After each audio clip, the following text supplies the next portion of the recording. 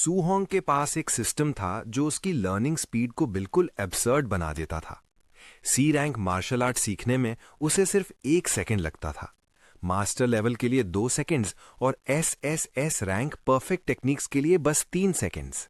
Training ground पर दो students के बीच स्पार चल रहा था। एक पंच जोर से लगा और जो पंच खाया था उसने सांस खींचते हुए कंप्लेन किया, भाई ये तो सच में बहुत दर्द कर रहा है। फिर वो हंसी में बोला कि सू होंग का वज्रा फिस्ट फिर से इंप्रूव हो गया है और शायद वो माइक्रो लेवल में ऑलरेडी एंटर कर चुका है। सू होंग बिल्कुल शांत रहा और कैजुअली बोला कि वो माइक्रो लेवल में 2 दिन पहले ही ब्रेक थ्रू कर चुका था। इस दुनिया में मार्शल आर्ट्स के लेवल्स थे, basic, proficient, micro level, mastered और परफेक्ट। माइक्रो लेवल तक पहुंचना ही किसी को अपने पीयर से काफी आगे ले जाता था। दूसरा स्टूडेंट इंप्रेस्ड हुए बिना रह नहीं पाया। उसने बोला कि सिर्फ वज्रा फिस्ट के बेस पर ही क्लास में कोई सू होंग का मैच नहीं था। फिर उसने पूछा कि क्या रेस्ट खत्म हो गया है ताकि प्रैक्टिस कंटिन्यू कर सकें। लेकिन जो पंच लगा था उसका दर्द अभी तक जा नहीं रहा था। वो दोबारा मार खाने के मूड में बिल्कुल नहीं था। सू होंग को कल्टीवेशन मेनियाक बोलकर उसने हाथ हिला दिया और बोला कि वो घर जाकर खाना खाएगा। जाते हुए उसने पोलाइटली टीचर ली को गुड बाय बोला। टीचर ली ने उसे याद दिलाया कि कपड़े सीधे करके जाए। फिर टीचर ली ने सू होंग को रोका और पूछा कि उसने अभी तक मार्शल आर्ट्स डिपार्टमेंट की 30,000 रजिस्ट्रेशन फी क्यों नहीं भरी। एप्लीकेशंस अगले महीने क्लोज हो रही थीं। सू होंग थोड़ा हेजिटेट हुआ और बोला कि क्या उसे कुछ दिन और मिल सकते हैं। टीचर ली ने साय किया। उन्हें फैमिली सिचुएशन समझ आती थी, लेकिन रूल्स होते हैं, वो कुछ नहीं कर सकते थे। सबके जाने के बाद सू होंग वहीं रुक गया और अकेला प्रैक्टिस करता रहा। कितनी भी बार फॉर्म्स रिपीट करे, उसके दिमाग में एक ही थॉट घूम रहा था, 30,000 की फी। उसकी यादें पीछे चली गईं। जब वो सिर्फ 3 साल का था, एक फिरोशियस बीस्ट डिजास्टर में उसके पेरेंट्स मर गए थे। तब से वो अपने अंकल आंट के साथ रह रहा था। जब उन्हें सू होंग का मार्शल आर्ट्स टैलेंट पता चला, उन्होंने पूरी कोशिश की उसकी ट्रेनिंग सपोर्ट करने की। इस एरा में जहां फिरोशियस बीस्ट्स खुलेआम घूम रहे थे, मार्शल आर्टिस्ट्स अच्छा पैसा कमा सकते थे। सू होंग ने ट्रेनिंग इसीलिए की थी ताकि अपने अंकल आंट को बेटर लाइफ दे सके। लेकिन अब लग रहा था कि वो उनकी जिंदगी और मुश्किल बना रहा है। शाम को वो अपने छोटे से पुराने घर लौटा। चुपचाप पूछा कि रेंट का टाइम आ गया है क्या और कितना पैसा कम पड़ रहा है। उसके अंकल ने पहले जवाब दिया, रेंट रुक सकता है, लेकिन लिटिल होंग की रजिस्ट्रेशन फी पहले भरी जाएगी। उसकी आंट ने भी कहा कि इतना टैलेंट होने के बाद सू होंग जरूर एक दिन सक्सेसफुल होगा और वो उसे रोक नहीं सकते। फिर ऑलमोस्ट कैजुअली उसने बोला कि वो अपनी मेडिसिन लेना बंद कर देगी, वैसे भी क्योर नहीं हो रही और पैसे बच जाएंगे। अंकल तुरंत गुस्सा हो गए। उन्होंने कहा कि वो एक और जॉब कर लेंगे, आंट को घर पर रहकर आराम करना चाहिए और अपनी हेल्थ पर फोकस करना चाहिए, बाकी सब चीजें ठीक हो जाएंगी। छुपकर ये सब सुनते हुए सू होंग के सीने में अजीब सी टाइटनेस आ गई। उसे लगा जैसे ये दुनिया ही गलत हो, एक स्टूपिड ट्विस्टेड वर्ल्ड जहां सिर्फ टैलेंट काफी नहीं था, पैसा भी चाहिए होता था। अगर वो पैसा कमाने में अच्छा होता तो शायद मार्शल आर्ट्स में इतना टैलेंटेड होता ही नहीं। जितना ज्यादा वो सोचता, उतनी ही दुनिया पागल लगने लगती। खुद को संभालते हुए उसने दरवाजा खोला और बोला कि वो आ गया है। उसकी आंट, जो उसे अपने बेटे की तरह ट्रीट करती थी, तुरंत फंस करने लगी। इतनी देर तक प्रैक्टिस क्यों की, थक गए होंगे। सू होंग ने काम संभालना चाहा, लेकिन आंट ने मना कर दिया और बोला कि वो रेस्ट करें। अंकल ने भी सपोर्ट किया। मजबूरन सू होंग अपने रूम में चला गया, लेकिन नींद आने का नाम ही नहीं ले रही थी। उसके अंकल आंट पहले ही बहुत सैक्रिफाइस कर चुके थे, अब वो और बर्डन नहीं बन सकता था। इस बार प्रॉब्लम उसे खुद सॉल्व करनी थी। मार्शल आर्टिस्ट के लिए कुछ ही दिन में टेंस ऑफ थाउजेंड्स कमाने की सिर्फ एक जगह थी, अंडरग्राउंड मार्शल अरीना। अगली सुबह स्ट्रीट्स में लाउड अनाउंसमेंट गूंज उठा। ऑडियंस को वेलकम किया गया मार्शल अप्रेंटिस अरीना चैलेंज में, जहां सिर्फ जीत या हार मैटर करती थी, जिंदगी या मौत का कोई फर्क नहीं। अनाउंसर ने आज के रिंग डिफेंडर का नाम अनाउंस किया, मिस्टर मिनोटॉर। अगर उसने लगातार 4 मैचेस जीत लिए तो सीधा 60,000 प्राइज मनी, वरना कुछ भी नहीं। क्राउड में विस्पर्स शुरू हो गईं। कोई उसे जानता नहीं था। कुछ लोग बोले रुकी होगा, कुछ हंस के बोले सीधा अरीना चैलेंज में घुसना मतलब मौत को इनवाइट करना। साइड में अनाउंसर ने मिनोटॉर को कहा कि थोड़ा पैशन दिखाओ, क्राउड को प्रवोक करो। मिनोटॉर कंफ्यूज था, कैसे? अनाउंसर ने साय करते हुए कहा, गाली दो, क्राउड को भड़काओ। समझ आते ही मिनोटॉर ने जोर से रॉर किया और चिल्लाया कि मार्शल आर्ट लेवल से नीचे कोई भी उसका मैच नहीं है। सारे वीकलिंग्स को चैलेंज दिया। क्राउड तुरंत एक्सप्लोड हो गया। कोई गाली दे रहा था, कोई उसकी गट्स की तारीफ कर रहा था। एटमॉस्फेयर बिल्कुल गर्म हो गया। मैच स्टार्ट हुआ। मास्क के पीछे सू होंग बिल्कुल काम था। अंडरग्राउंड अरीना की किलिंग एनर्जी उसे क्लियरली फील हो रही थी।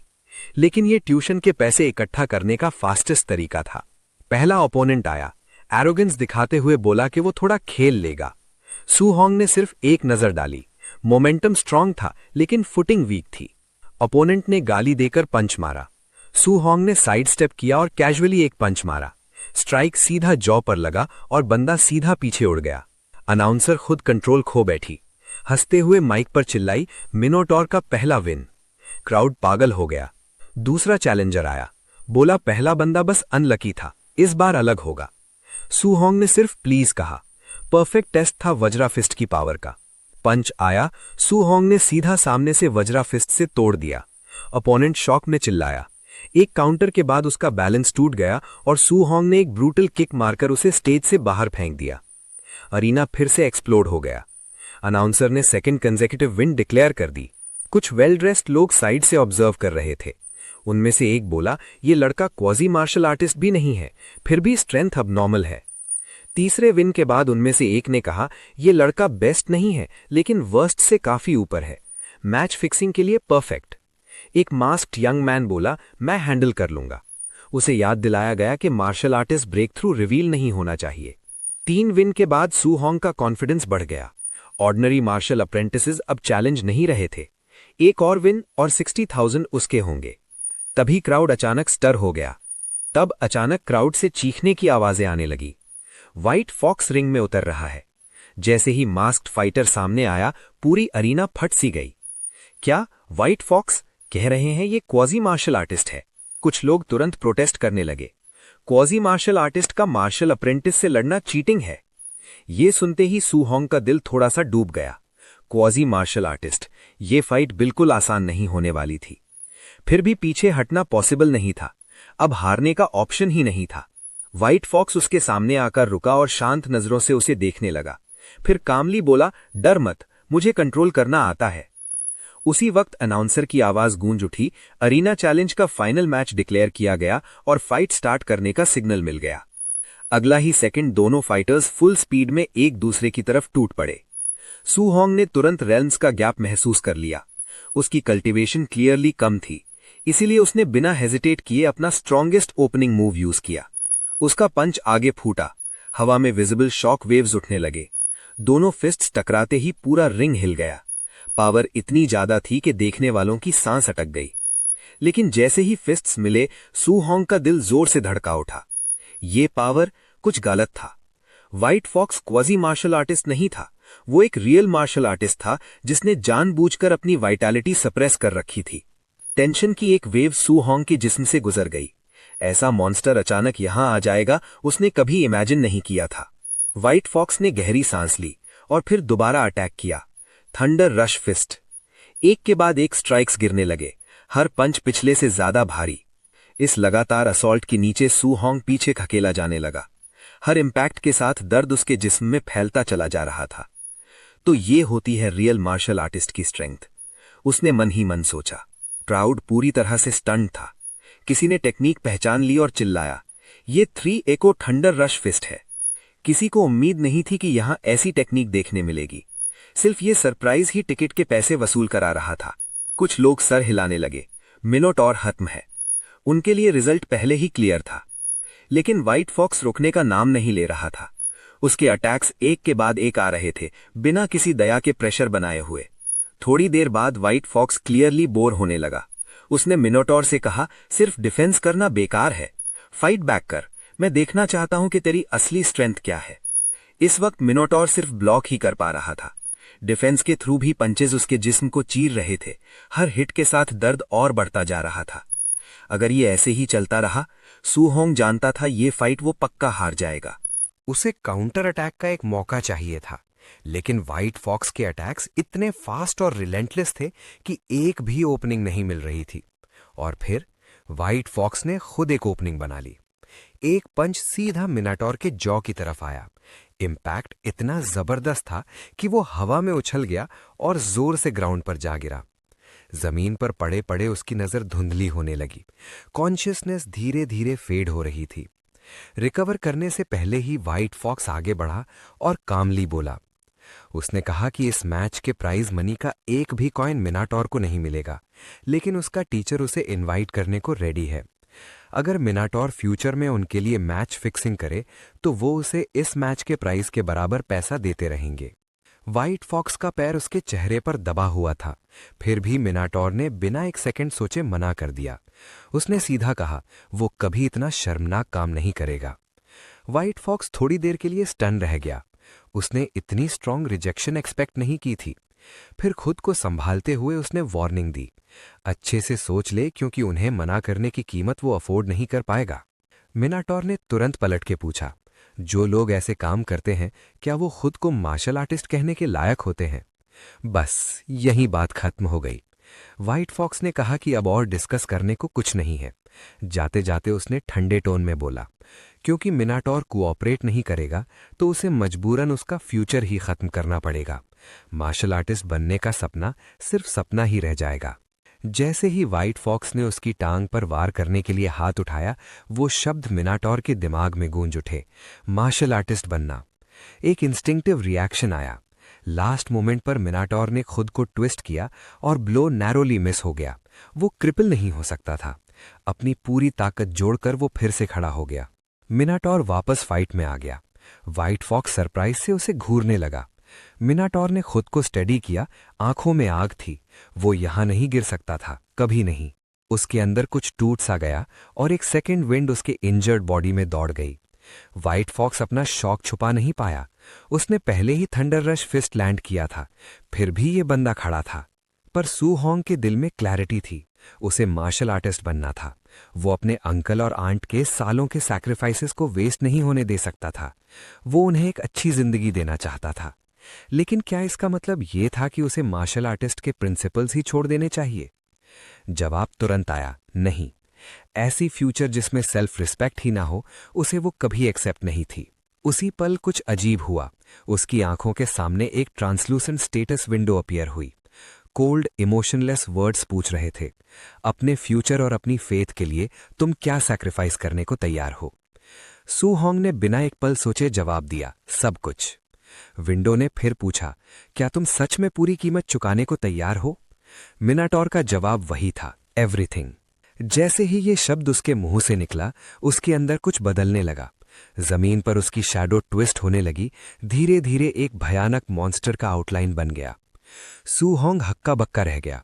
उसे नहीं पता था ये जगह क्या है, और जो शैडोज के पीछे खड़ी थी वो किसी अननोन मैसिव एग्जिस्टेंस की थी। तब वो एग्जिस्टेंस बोली, ये मौका वो उसे दे रही है। एक स्ट्रेंज ऑरा सू होंग के अराउंड लपेट गई और एक और स्टेटस विंडोज के सामने आ गई जिसमें उसकी पूरी डिटेल्स थीं। Name Su Hong, vitality 85, spirit 23, physique mortal body, mission way of the arena, martial skills वज्र fist micro level 7%, floating light palm proficient 35%, void step proficient 56%, martial value 0। Su Hong disbelief में उसे देख रहा था। Curiosity में उसने mission section को touch किया, जैसे टच स्क्रीन हो। तुरंत एक नया नोटिफिकेशन पॉपअप हुआ, random mission way of the arena. Description, martial artist बनने का रास्ता कांटों से भरा होता है। प्लेयर, यहां अपनी मार्शल आर्ट्स पॉलिश करो और बाहर की दुनिया में व्हाइट फॉक्स का सामना करो। ऑब्जेक्टिव्स, वज्र फिस्ट को मास्टर्ड लेवल तक ले जाओ, फ्लोटिंग लाइट पाम और वॉइड स्टेप को माइक्रो लेवल तक ले जाओ। Reward, beginners guide. सोचने का टाइम भी नहीं मिला था कि एक पंच सीधा उसके चेहरे की तरफ आया। सू होंग इंस्टिंक्टिवली झुक गया। जब उसने ऊपर देखा तो फ्रीज हो गया। उसके सामने वो खुद खड़ा था, एक परफेक्ट क्लोन जो वज्रा फिस्ट को टेक्स्ट बुक लेवल प्रिसीजन के साथ यूज कर रहा था। हर मूवमेंट फ्लॉलेस था। इतना परफेक्ट एग्जाम्पल सामने हो तो चांस छोड़ना इम्पॉसिबल था। फाइट के दौरान सू होंग को रियलाइज हुआ कि ये सिर्फ फाइट नहीं थी, ये एक लाइव डेमोन्स्ट्रेशन थी। मिड फाइट उसने नोटिस किया कि उसकी वज्रा फिस्ट प्रोफिशिएंसी 7% से 10% हो चुकी थी। इंप्रूवमेंट इंसेनली फास्ट थी। वो लगातार लड़ता रहा, सीखता रहा। प्रोफिशिएंसी बढ़ती रही, 100% तक पहुंच गई।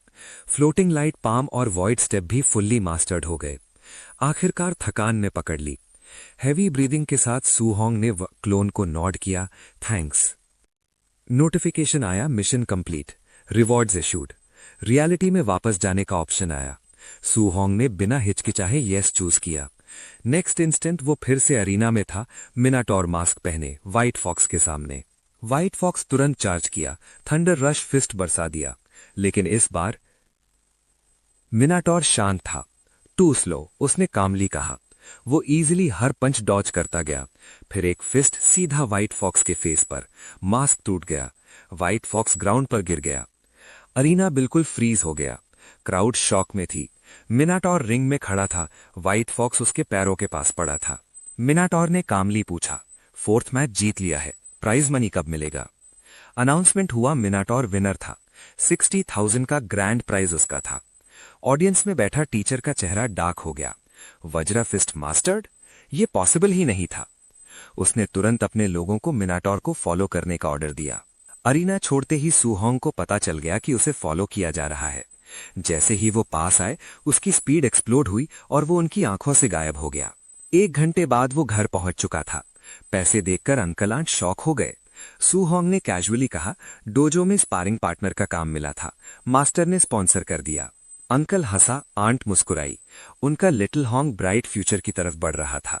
रात को सू होंग छत पर बैठकर चांद को देख रहा था। एक लड़का धीरे धीरे आदमी बन रहा था। फीस, रेंट, मेडिकल बिल्स सब सेट।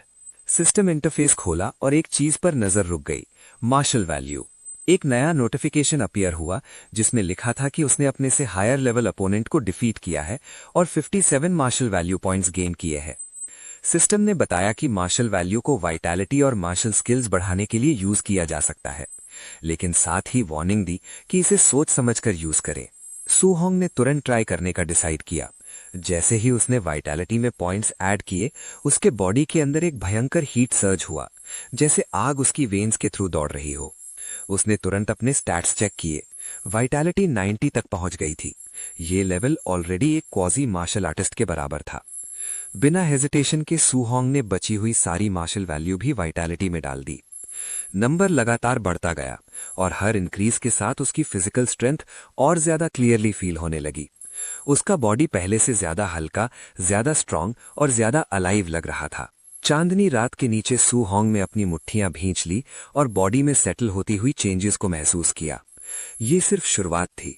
थोड़ा काम होने के बाद सू होंग ने खुद से कहा कि सिर्फ फिजिकल स्ट्रेंथ ही इंप्रूव नहीं हुई थी। उसके बॉडी पर जो वुंड्स थे वो लगभग कंप्लीटली हील हो चुके थे और पूरा शरीर एंडलेस पावर से भरा हुआ लग रहा था। एनर्जी ओवरफ्लो हो रही थी और उसे अपनी करंट स्ट्रेंथ को प्रॉपरली टेस्ट करने की अर्ज हो रही थी। वो रूफटॉप्स के ऊपर से हल्की चाल के जंप करता हुआ आगे बढ़ा और कुछ ही देर में उसे एक परफेक्ट जगह याद आ गई, स्कूल ड्रिल ग्राउंड।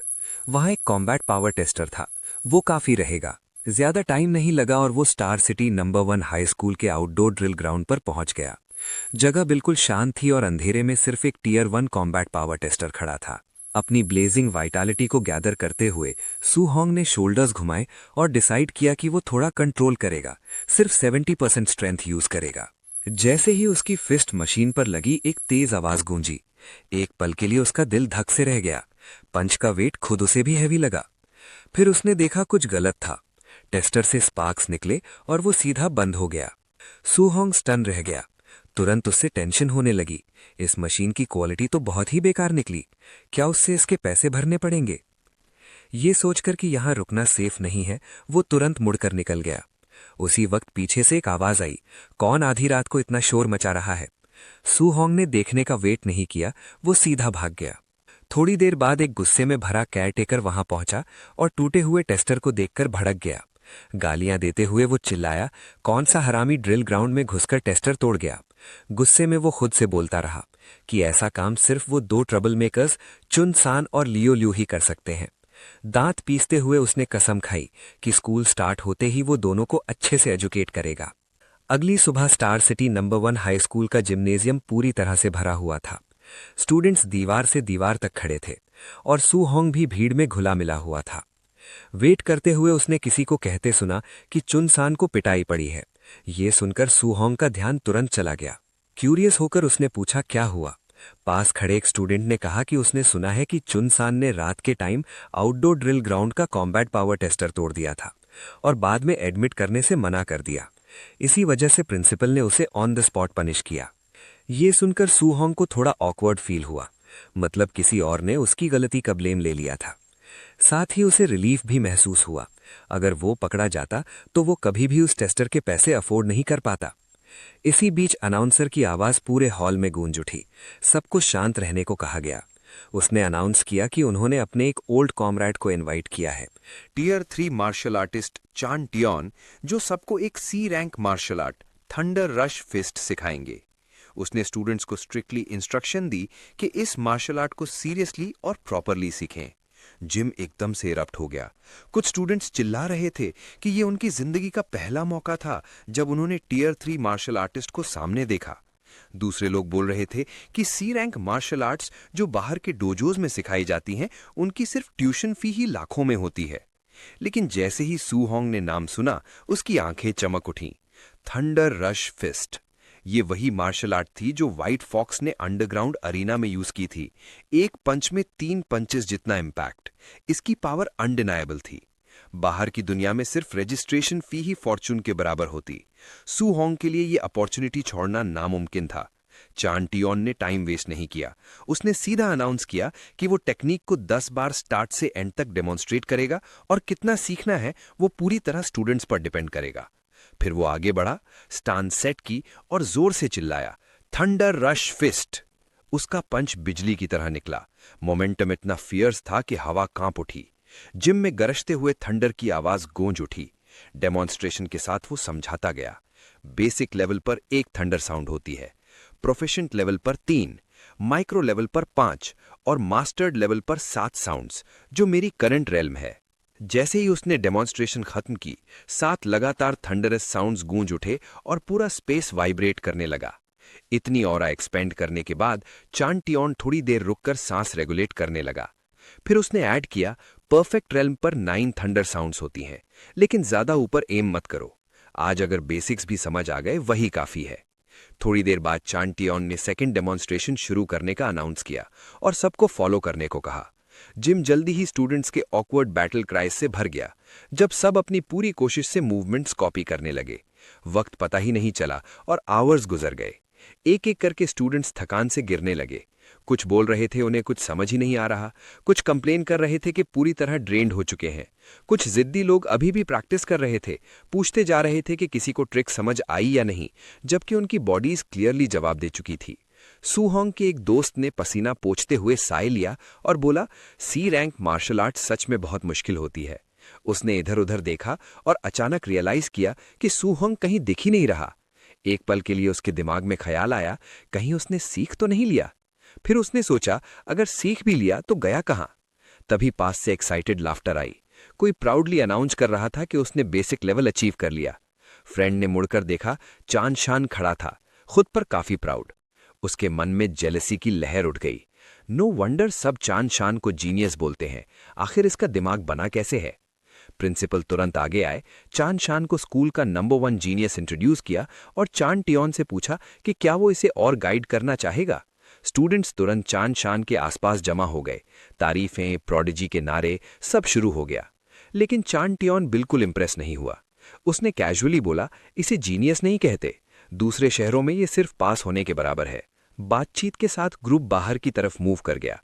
चान टियोन प्रिंसिपल से कंप्लेन करने लगा कि ये बैच बिल्कुल इंप्रेसिव नहीं है और ट्रिप बेकार लग रही है। अंदर ही अंदर उसे लगा कि स्कूल ने टैलेंट से ज्यादा पैसे वाले स्टूडेंट्स पे फोकस किया है।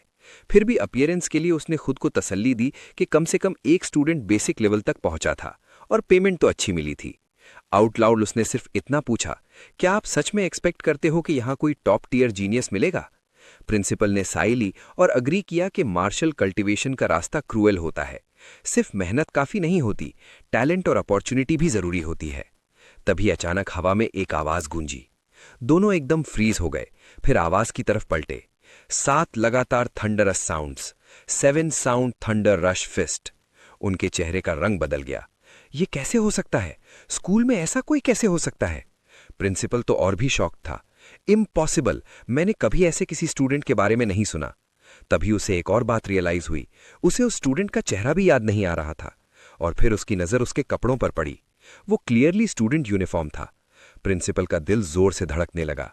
अगर सब कुछ उसके प्लान के हिसाब से होता तो शायद ये लड़का इस क्लास के लिए क्वालिफाई भी नहीं करता। और सिर्फ प्रिंसिपल ही नहीं, चान टियोन भी स्टंट था। वो अंडर हिज ब्रेथ बोला, मैंने सिर्फ आधा दिन सिखाया और कोई मास्टर्ड लेवल तक पहुंच गया। प्रिंसिपल का दिमाग ब्लैंक हो गया। क्या आपने गलत सुना? 9 साउंड्स? क्या सच में 9 साउंड्स थे? चान टियोन कुछ बोल ही नहीं पाया।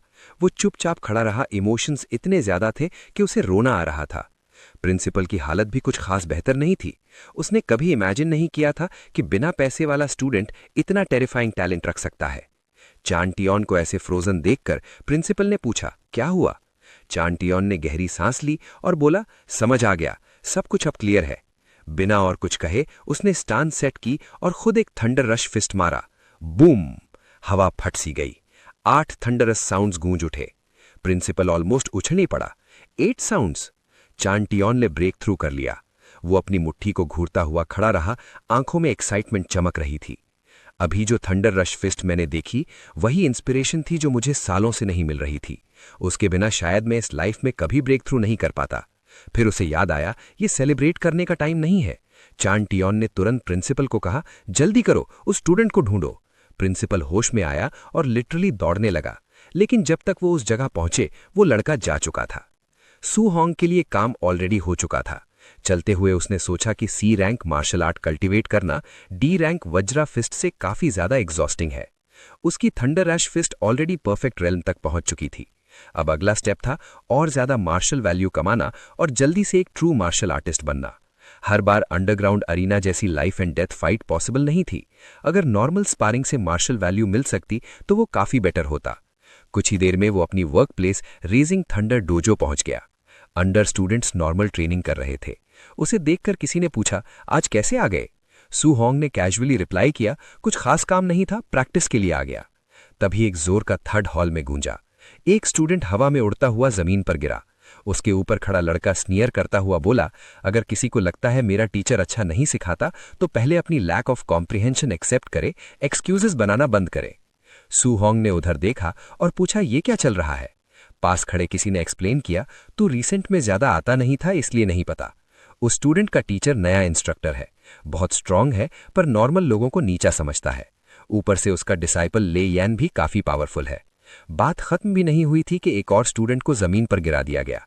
ले यान नीचे देखकर स्नियर करता हुआ बोला, इस लेवल के साथ तू मुझे चैलेंज करने की हिम्मत करता है? इससे पहले बात और बिगड़ी। सू होंग आगे बढ़ा, ले यान की कलाई पकड़ी और कामली बोला, बस इतना काफी है। ले यान ने तुरंत गुस्से से सू होंग को घूरा और पूछा, तू है कौन? अगर दम है तो हाथ छोड़। फिर वो स्नियर करता हुआ बोला कि अगर बात क्लियर करनी है तो अरीना में 1-on-1 सेटल कर सकते हैं। सू होंग जरा भी पीछे नहीं हटा। उसने शांत आवाज में सीधा अग्री कर दिया। तभी एक आवाज बीच में कट इन हुई, पूछते हुए कि इतना शोर शराबा किस बात का है, और अनाउंस किया कि क्लास शुरू होने वाली है। ले एन ने हाथ छुड़ा लिया और कोल्ड स्माइल के साथ बोला, आज तू लकी है। उसे जाते हुए देखकर सू होंग सोचने से खुद को रोक नहीं पाया। ये बंदा हद से ज्यादा एरोगेंट था।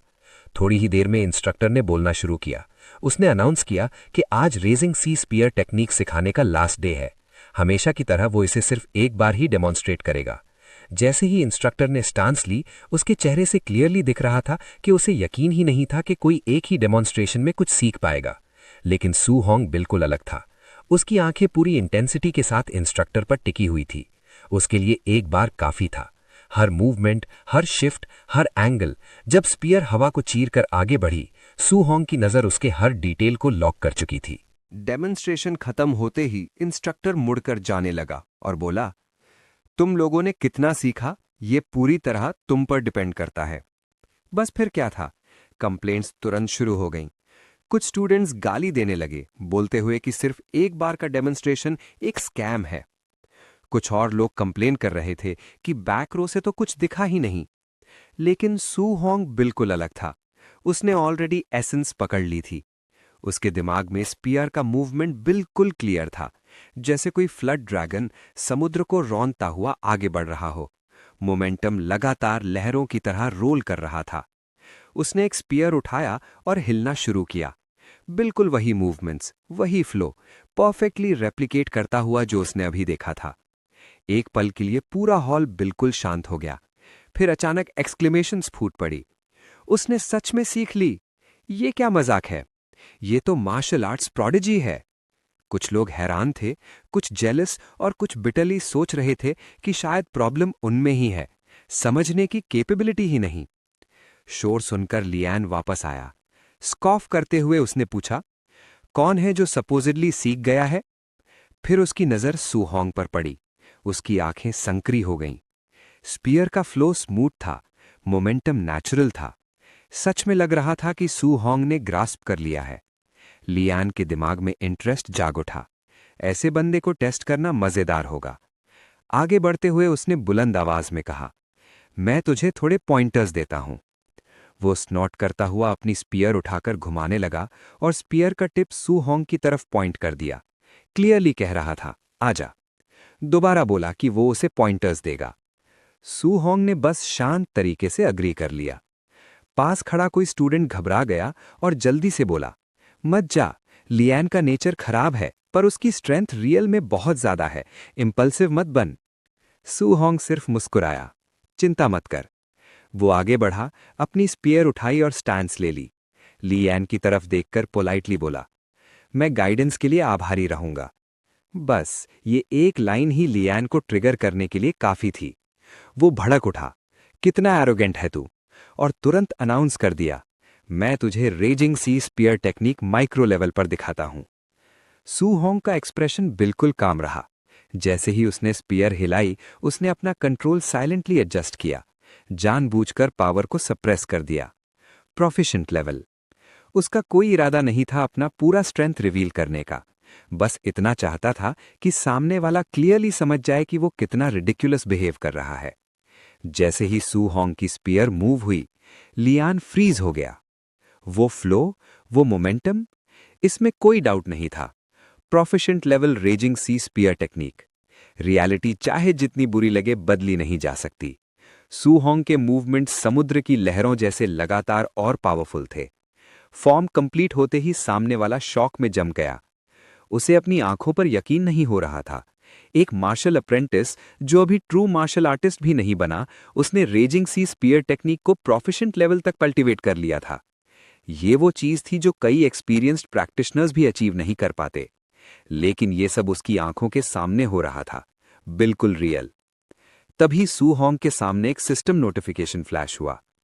Defeated a higher level opponent, martial value +35। Su Hong की आंखें चमक उठी। तो सच में काम करता है। नॉर्मल स्पारिंग से भी मार्शल वैल्यू मिल सकता है। इसका मतलब था कि अब उसे हर बार जान जोखिम में डालने की जरूरत नहीं। प्रॉपर कॉम्बैट के थ्रू भी वो स्टेडिली स्ट्रांग हो सकता है। उधर ओपोनेंट का दिमाग पूरी तरह केओस में था। इम्पॉसिबल, बिल्कुल इम्पॉसिबल। मैंने सालों ट्रेनिंग की और ये इतनी जल्दी यहां पहुंच गया। तो फिर मेरी सारी मेहनत का मतलब क्या था?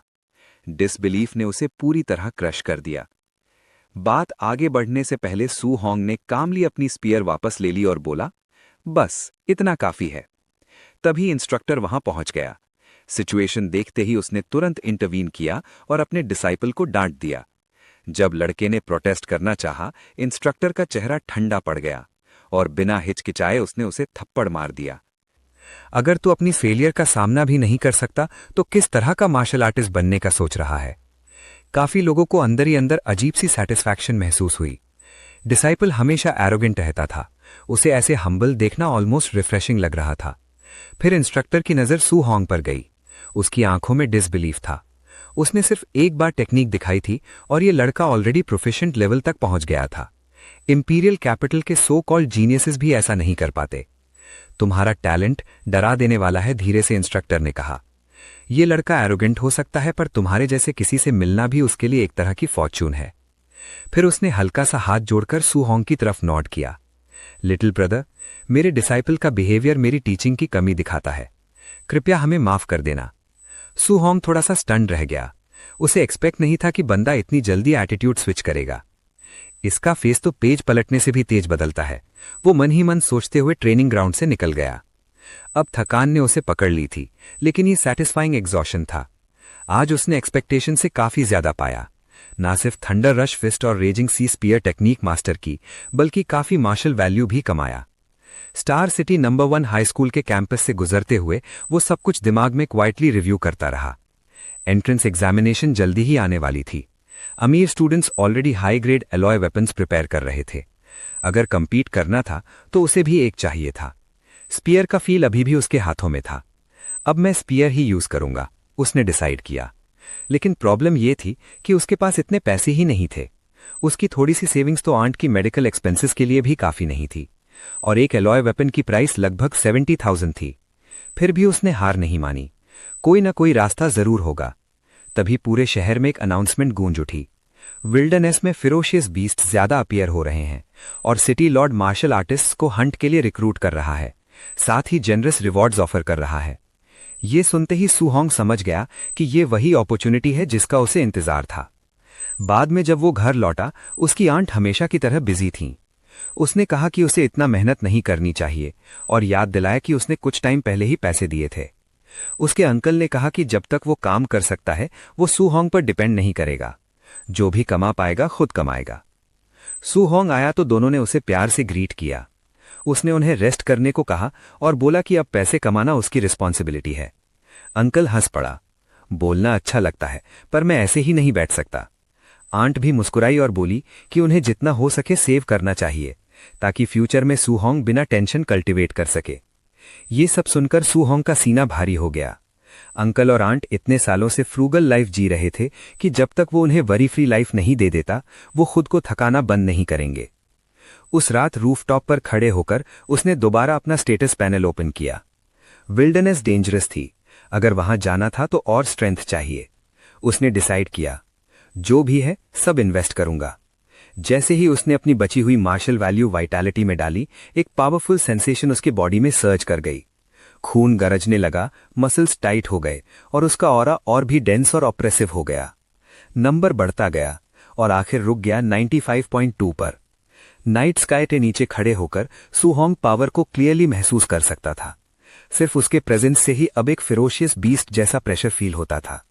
सिस्टम ने साइलेंटली नोट किया, vitality 95.2।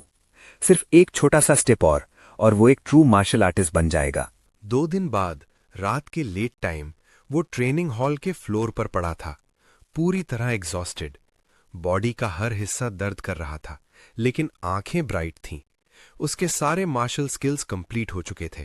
Thunder rush fist, raging sea spear, वज्रा फिस्ट, फ्लोटिंग लाइट पाम, सब परफेक्टेड। उसने लंबी सांस ली। आखिर कर लिया। 2 दिन की नॉनस्टॉप कल्टीवेशन का रिजल्ट मिल गया था। अब आगे बढ़ने का टाइम था। अगली सुबह वो Star city martial artist base के लिए निकल पड़ा। वहां पहुंचकर वो रुक ही गया। न्यूज में उसे ये जगह कई बार दिख चुकी थी, लेकिन सामने खड़े होकर देखना ये एक्सपीरियंस बिल्कुल अलग था। मार्शल आर्टिस्ट्स हर जगह थे। पूरी स्ट्रीट उनकी पावरफुल प्रेजेंस से भरी हुई थी। आगे बढ़ते हुए सू होंग की नजर एक बड़े पब्लिक नोटिस बोर्ड पर पड़ी। Non ranked ferocious beast 300 blue star coins. Tier 1 early stage ferocious beast 1000 blue star coins. Tier 1 mid stage 3000 blue star coins. Tier 1 late stage 5000 blue star coins. List पढ़ते ही सू Hong ने हल्का सा frown किया। नीचे लिखा रूल और भी ज्यादा शॉकिंग था। सिर्फ फिरोशियस बीस्ट का लेफ्ट ईयर ही प्रूफ के तौर पर एक्सेप्ट होगा, उसके बिना कोई रिवॉर्ड नहीं मिलेगा। कितना प्रिमिटिव सिस्टम है, सू होंग ने मन ही मन सोचा, थोड़ा सरप्राइज होकर कि सिस्टम अभी भी इतना क्रूड है। पास ही काउंटर पर एक आदमी खड़ा था जो कह रहा था, मिस प्लीज कैलकुलेट कर दीजिए, ये सब कितने के होंगे। उसके हाथ में एक सैक था जिसमें क्लियरली सेवर्ड बीस्ट ईयर्स भरे हुए थे। तभी एंट्रेंस पर अचानक एक कमोशन हुआ। कोई जोर से चिल्लाया, साइड हो जाओ, यंग मास्टर ई आ रहे हैं। भीड़ इंस्टिंक्टिवली हट गई। सू होंग ने उधर देखा और एक एरोगेंट फिगर को कॉन्फिडेंटली चलते हुए नोटिस किया। उस आदमी में कुछ अजीब सा फेमिलियर लग रहा था। सू होंग की ब्रोज सिकुड़ गई। वो प्रेजेंस जैसे किसी पहले देखे हुए इंसान की याद दिला रही हो। तब विस्पर्स शुरू हुए। अगर इसका अंकल यहां इंचार्ज न होता तो कब का पिट चुका होता। सुना है कुछ दिन पहले बुरी तरह बीटन हुआ था। अच्छा हुआ, इसीलिए आजकल लो प्रोफाइल में घूम रहा है। सू होंग चुपचाप सुनता रहा। प्रिल उसने फिर से ऊपर देखा। उसकी नजर उस आदमी से मिली, सिर्फ एक पल के लिए। उस एक पल में ही दोनों के बीच रिकग्निशन फ्लिकर कर गई। हवा थोड़ी सी टेंस हो गई। सू होंग को तब एहसास हुआ, असल खतरा सिर्फ फिरोशियस बीस्ट्स नहीं, बल्कि लोग भी हो सकते हैं। उसने खुद को याद दिलाया कि हर हाल में कॉशियस रहना होगा। जब वो विल्डरनेस की तरफ निकल रहा था, किसी ने उसे देखकर कमेंट किया, काफी यंग लगते हो, पहली बार अकेले विल्डरनेस जा रहे हो क्या? सू होंग ने बस एक शॉर्ट सा जवाब दिया और चलना जारी रखा। पीछे से वो बंदा सिर हिलाकर मटर करने लगा। एक और इग्नोरेंट किड जो सीधा मौत की तरफ भाग रहा है। विल्डरनेस के अंदर पहुंचकर सू होंग ने सराउंडिंग्स को देखा। जंगल लश और शांत था, ऑलमोस्ट पीसफुल। फिर भी उसने अपनी गार्ड नीचे नहीं होने दी। उसने खुद से कहा, मुझे रिजल्ट्स के साथ ही वापस आना है, खाली हाथ लौटना ऑप्शन नहीं है। 2 घंटे बीत गए जब वो और अंदर तक चला गया। उसने पानी पिया और थोड़ा फ्राउन किया। अभी तक एक भी फिरोशियस बीस्ट नहीं दिखा। उसे लगा शायद आउटर एरिया के सारे बीस्ट्स पहले ही क्लियर हो चुके हैं। इसी सोच के साथ उसने अपनी पेस बढ़ा दी और जंगल के और गहरे हिस्से की तरफ बढ़ने लगा। तब अचानक उसका एक्सप्रेशन बदल गया। उसके सामने एक मैसिव फिगर खड़ा था, एक फिरोशियस बीस्ट, बहुत बड़ा, ऑरा हैवी और ऑप्रेसिव, बिल्कुल वैसा ही जैसा बुक्स में डिस्क्राइब किया गया था। सू होंग ने तुरंत पहचान लिया, tier 1 early stage ferocious beast, azure moon wolf. Wolf की आंखें ब्लडशॉट थीं, फैंग्स बाहर निकले हुए थे। वो लो ग्राउल के साथ सू होंग को घूर रहा था। क्लियरली वो भूखा था। जैसे ही बीस्ट ने पाउंस करने की तैयारी की, सू होंग ने गहरी सांस ली और खुद को स्टेडी किया। बैटल शुरू होने वाली थी। वुल्फ ने अपने शार्प क्लॉज के साथ अटैक किया, लेकिन सू होंग ने तुरंत साइड में डॉज किया और एक इलेक्ट्रिफाइड पंच सीधा उसके एब्डोमेन में दे मारा। जबरदस्त इंपैक्ट के साथ बीस्ट हवा में उड़ा और एक ट्री से जा टकराया। डल क्रैश के साथ वो जमीन पर गिर गया, ऑलमोस्ट हिलने के लायक भी नहीं बचा। सू होंग वहीं खड़ा रहा। उसकी फिस्ट्स पर अभी भी हल्की इलेक्ट्रिसिटी क्रैकल कर रही थी। उसने अपने कांपते हाथों को देखा, जहां पर पावर अभी भी फ्लो कर रही थी। उसे महसूस हुआ कि रियल फेरोशियस बीस्ट से फाइट करना उसके लाइफ के किसी भी एक्सपीरियंस से ज्यादा एक्साइलरेटिंग था। एक ही ब्लो में टियर 1 अर्ली स्टेज बीस्ट को गिरा देना उसका ब्लड एक्साइटमेंट से रश कर गया। अगर ये इतना इजी है, उसने सोचा, तो टियर 1 मिड स्टेज का क्या होगा? जैसे ही ये थॉट उसके दिमाग में आया, एक सडन मूवमेंट ने उसका ध्यान खींच लिया। शैडोज से एक मैसिव फिगर निकला। जंगल में एक लो मेनेसिंग ग्राउल गूंजा। ये बीस्ट और भी बड़ा और ज्यादा डेंजरस था। Tier 1 mid stage ferocious beast, raging black bear. Bear सीधा चार्ज किया, जैसे उसे इजी प्रे मिल गया हो। लेकिन अटैक लैंड होने से पहले ही एक ब्लर सा दिखा। एक लाइटनिंग इन्फ्यूज्ड पंच ने बियर को सीधा हिट किया और वो जमीन पर धड़ से गिर पड़ा। सू होंग शांत और स्टेडी खड़ा रहा। वो उसी का पंच था जिसने बीस्ट को गिरा दिया। उसने धीरे से सांस छोड़ी। अब उसे क्लियरली महसूस हो रहा था कि उसकी स्ट्रेंथ कितनी बढ़ गई है। अपनी करंट पावर के साथ जब तक उसे टियर 2 फिरोशियस बीस्ट नहीं मिलता, तब तक वो ज्यादा डेंजर में नहीं है। इसका मतलब और 3000 ब्लू स्टार कॉइन्स कंफर्म्ड। इसी थॉट के साथ एक सिस्टम नोटिफिकेशन अपीयर हुई। उसकी एक्यूमुलेटेड मार्शल वैल्यू अब ब्रेक थ्रू के लिए सफिशिएंट थी। सू होंग का दिल तेज धड़कने लगा। वो फाइनली मार्शल आर्टिस्ट बनने के बिल्कुल थ्रेशोल्ड पर था। लेकिन सेलिब्रेट करने से पहले ही एक टेरिफाइंग रोर जंगल में गूंज उठा। प्रेशर इतना ज्यादा था कि सिर्फ उसकी प्रेजेंस से ही सू होंग की स्किन प्रिकल हर गई। उसका एक्सप्रेशन तुरंत सीरियस हो गया। उसने रोर की डायरेक्शन में देखा। जो भी था, वो अब तक फेस किए गए सबसे ज्यादा पावरफुल चीज थी। क्यूरियोसिटी और कॉशन के बीच स्ट्रगल हुआ और आखिर क्यूरियोसिटी जीत गई। सू होंग केयरफुली उस डायरेक्शन में बढ़ा। थोड़ी देर बाद वो एक मैसिव रॉक फॉर्मेशन तक पहुंचा और ऊपर चढ़कर नीचे देखा। जो उसने देखा, उसकी सांस अटक गई। नीचे एक कोलोसल फिगर खड़ा था, tier 1 late stage ferocious beast, black jade python. उसका ब्लैक स्केल्ड बॉडी बहुत ही मैसिव था और ऑरा टेरिफाइंग। पास ही कुछ मार्शल आर्टिस्ट्स उससे फाइट कर रहे थे और क्लियरली हार रहे थे। एक के बाद एक सब उड़ते जा रहे थे। सू होंग का दिल जोर से धड़कने लगा। ये बिल्कुल अलग लेवल का मॉन्स्टर है। तभी उसे एक शार्प डेंजर सेंस फील हुआ। ऑलमोस्ट इंस्टिंक्टिवली वो साइड में लीप कर गया और बिल्कुल सही टाइम पर। पाइथॉन का स्पाइक टेल वहीं गिरा जहां वो खड़ा था, जमीन को हिला देने वाली फोर्स के साथ। बीस्ट सैटिस्फाइड नहीं था। सू होंग बैरली लैंड कर पाया था कि उसे फिर से जंप करना पड़ा। एक स्वीपिंग अटैक को नैरोली डॉज किया, लेकिन स्पीड इतनी ज्यादा थी कि फिर भी उसे एक जोल्ट लगा। अब उसे समझ आ गया कि ये क्रीचर कितना फास्ट है।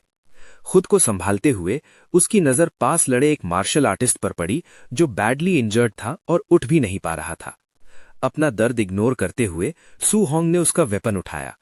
थोड़ी देर के लिए बोरो कर रहा हूं, वो मटर किया। फिर वो बीस्ट की तरफ पलटा। पाइथन ने अपना मैसिव बॉडी उठाकर जॉज खोल दी।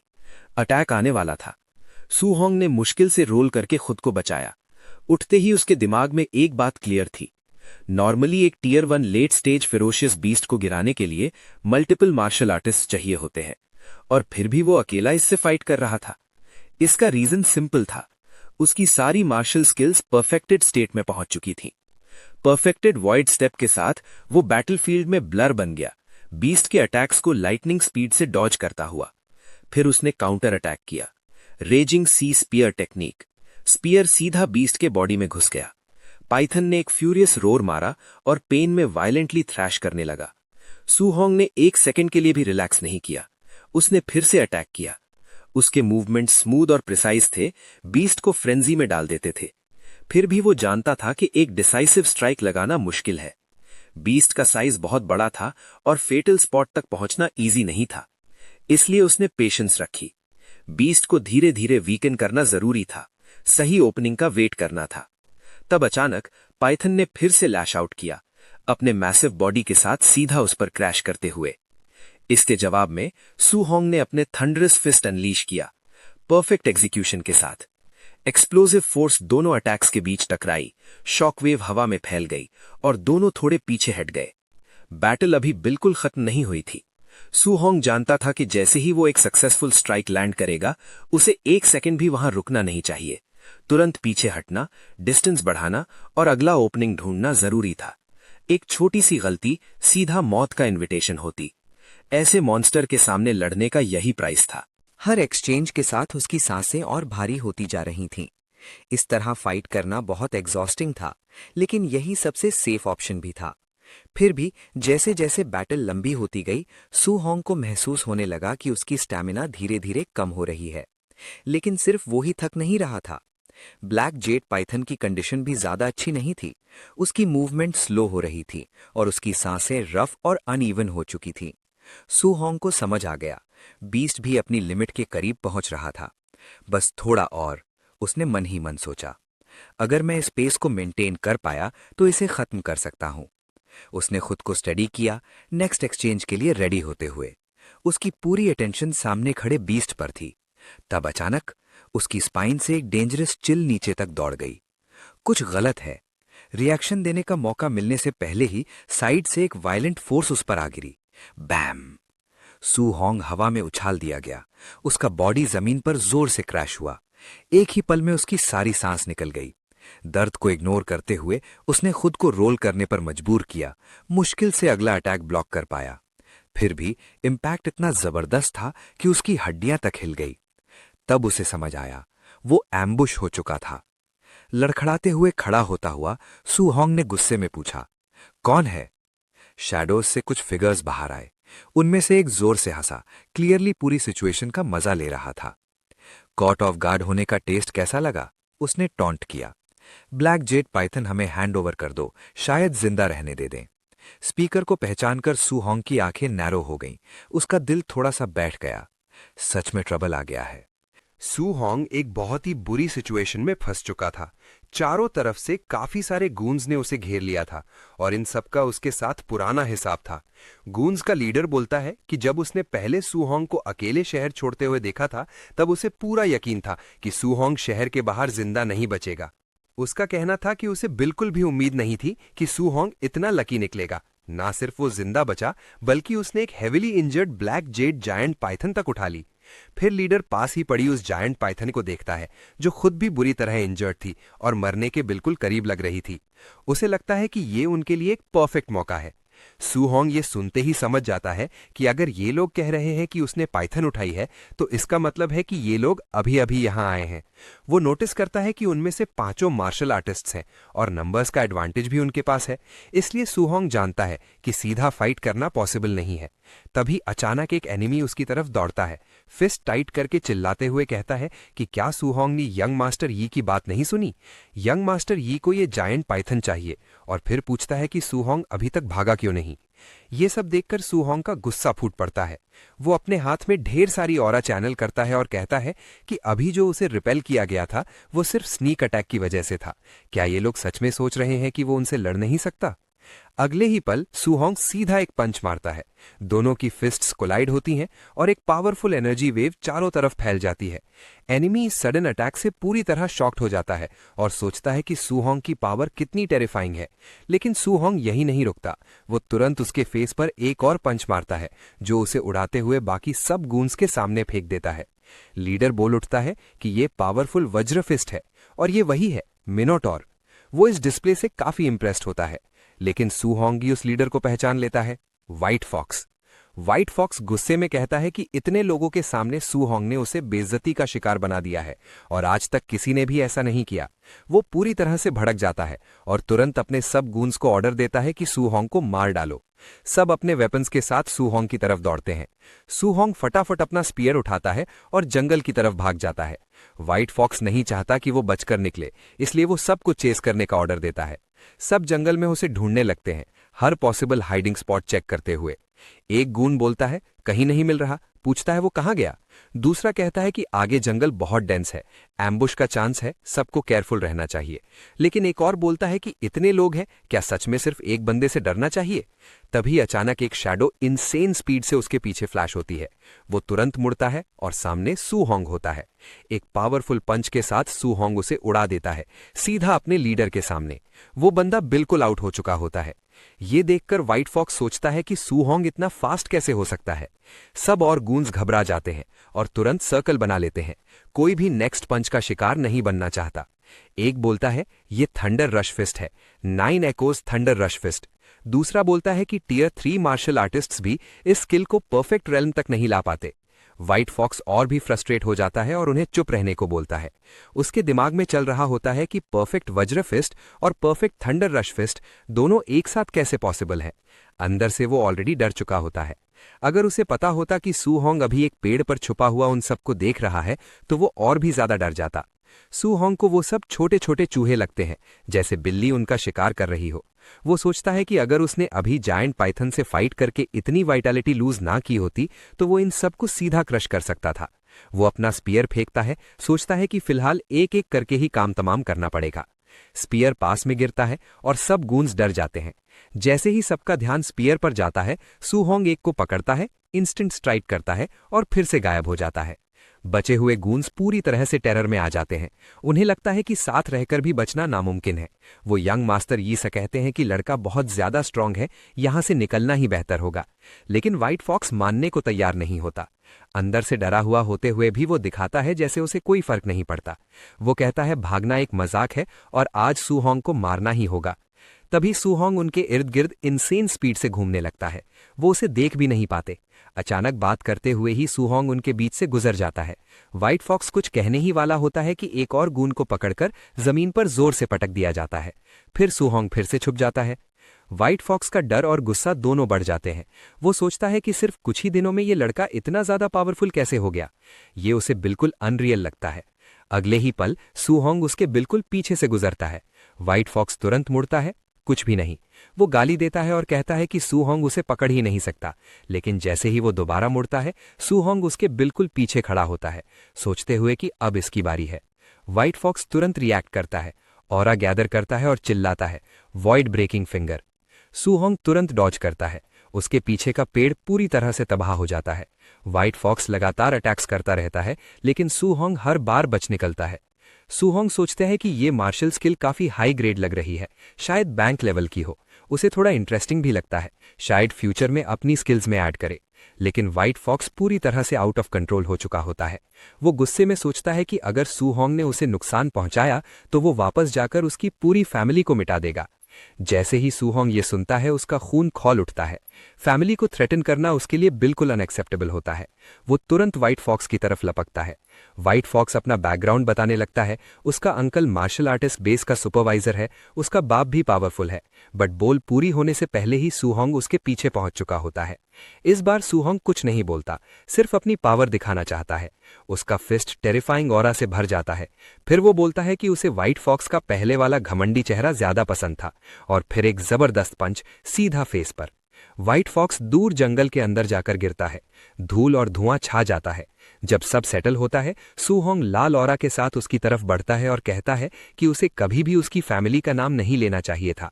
जमीन पर पड़ा व्हाइट फॉक्स पूछता है कि सूहोंग इतना स्ट्रांग कैसे है, ये इम्पॉसिबल है। वो चिल्लाता है कि सूहोंग असल में है क्या।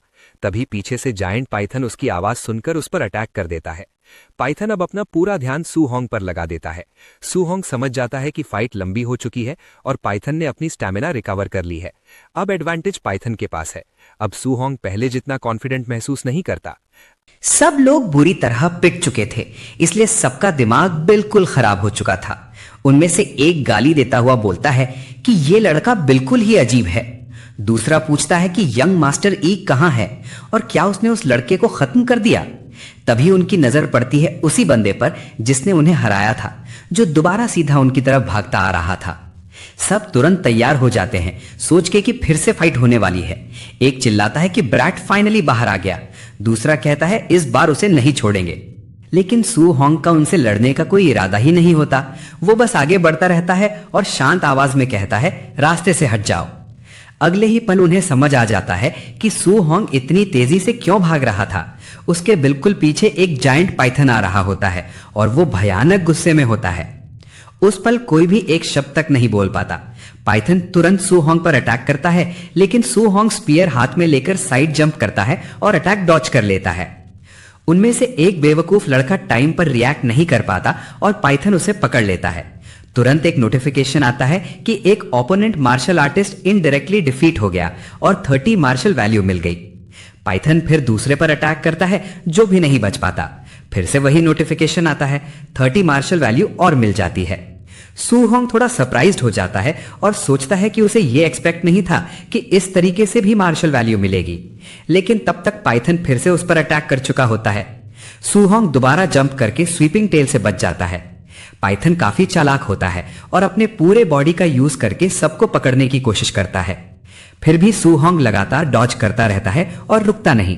फाइट और रनिंग के बीच सूहोंग रियलाइज करता है कि इतनी सारी बैटल्स के बाद उसकी मार्शल वैल्यू अब ब्रेक थ्रू के लिए काफी हो चुकी है। वो जंगल के पेड़ों के बीच तेजी से भागता है, जिससे पाइथन और ज्यादा फ्रस्ट्रेट हो जाता है। चाहे जितनी कोशिश करे वो सूहोंग को पकड़ नहीं पाता।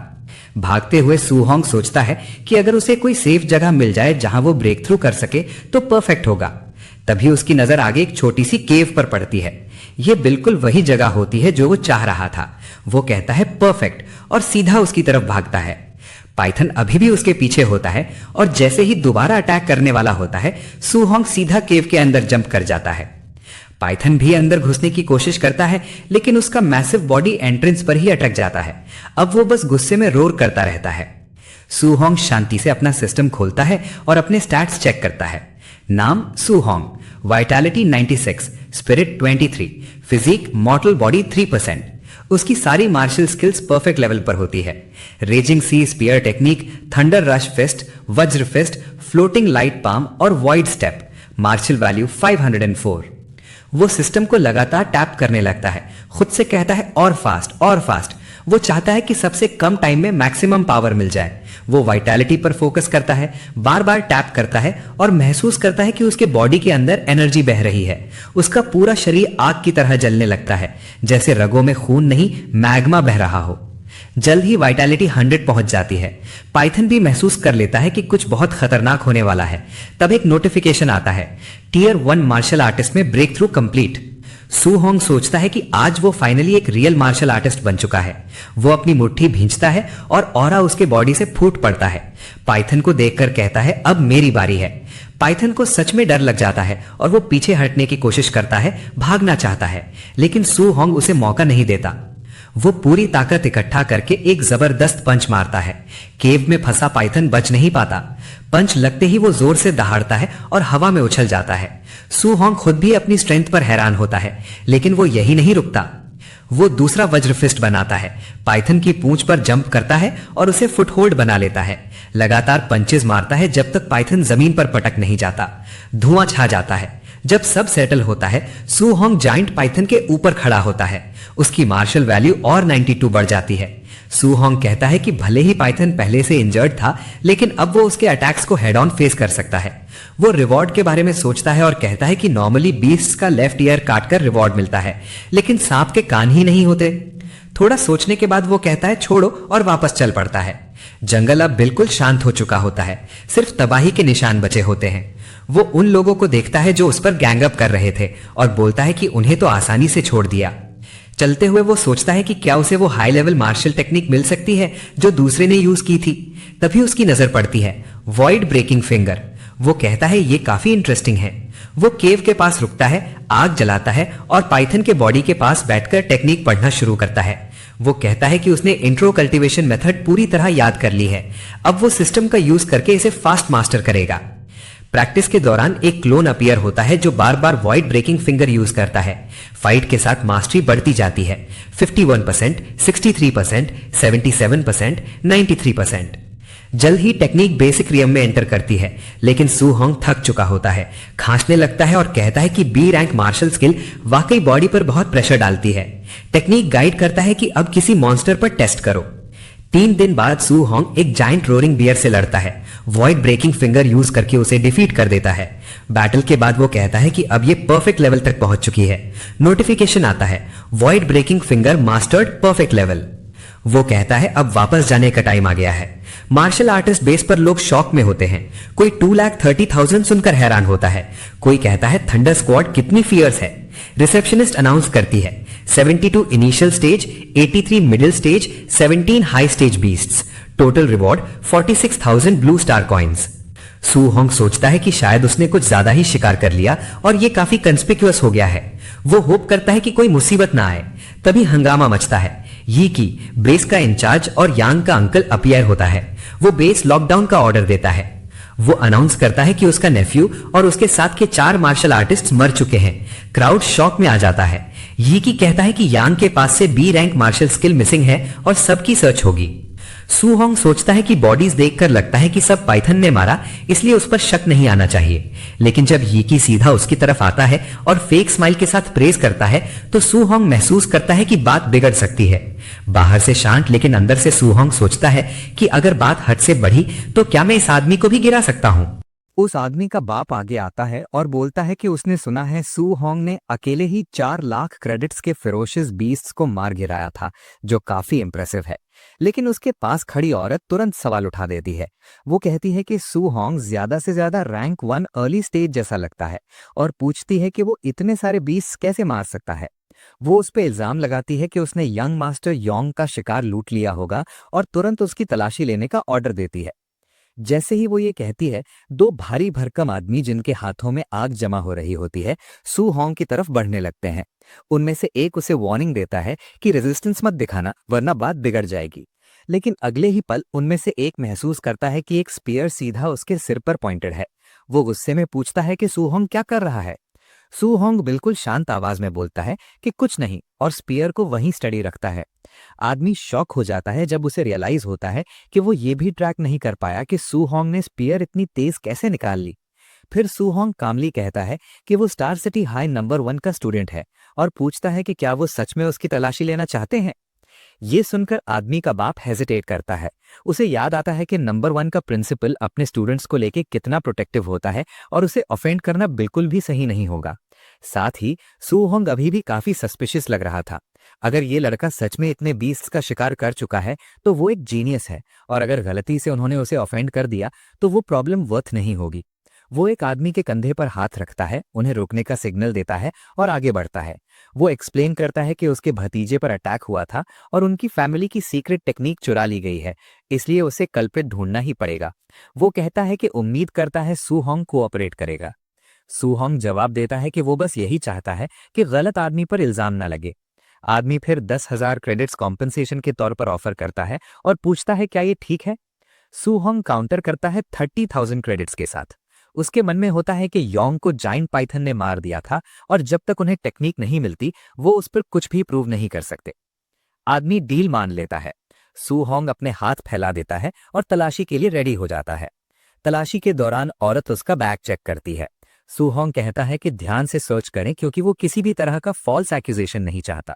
जब तलाशी खत्म होती है आदमी रिपोर्ट करता है कि कुछ भी सस्पिशियस नहीं मिला। आदमी सर हिलाता है।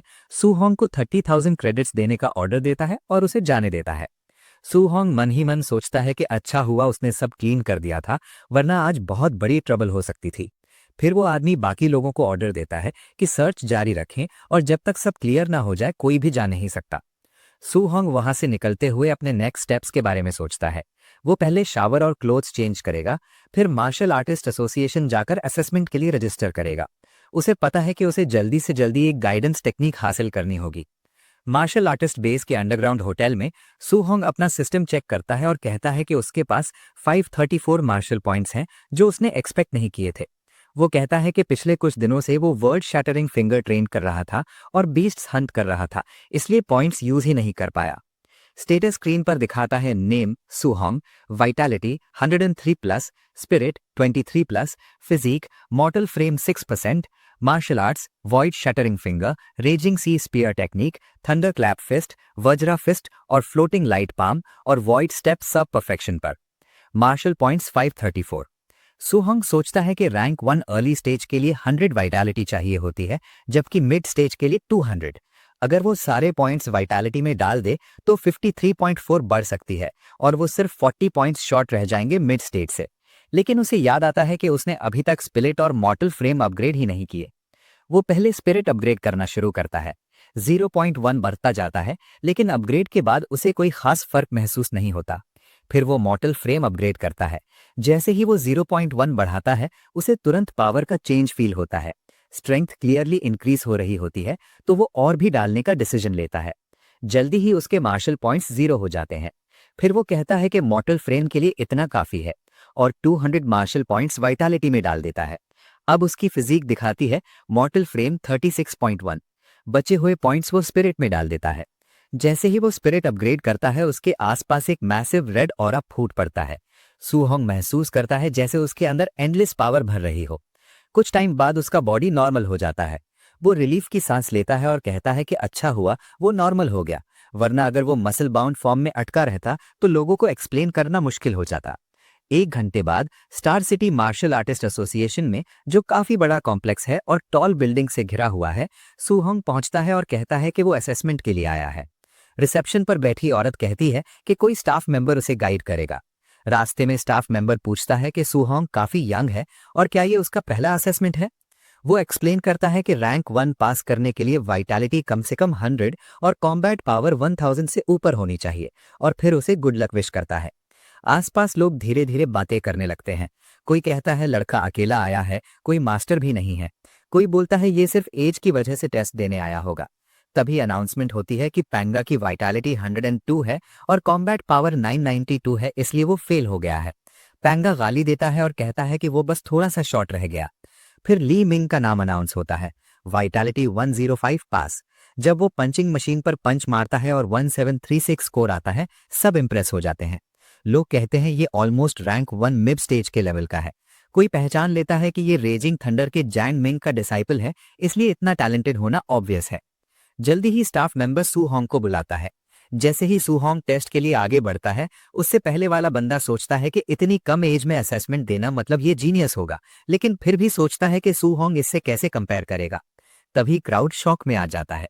अनाउंसमेंट होती है कि सू होंग की वाइटैलिटी 123 है और वो पास हो गया है। लोग चिल्लाने लगते हैं कि मशीन खराब तो नहीं है। वो एरोगेंट बंदा भी शॉक हो जाता है, लेकिन खुद को संभाल कर सोचता है कि वाइटैलिटी सब कुछ नहीं होती, असली चीज कॉम्बैट पावर होती है। कॉम्बैट पावर टेस्ट स्टार्ट होता है। सू होंग पंचिंग मशीन के सामने खड़ा होता है।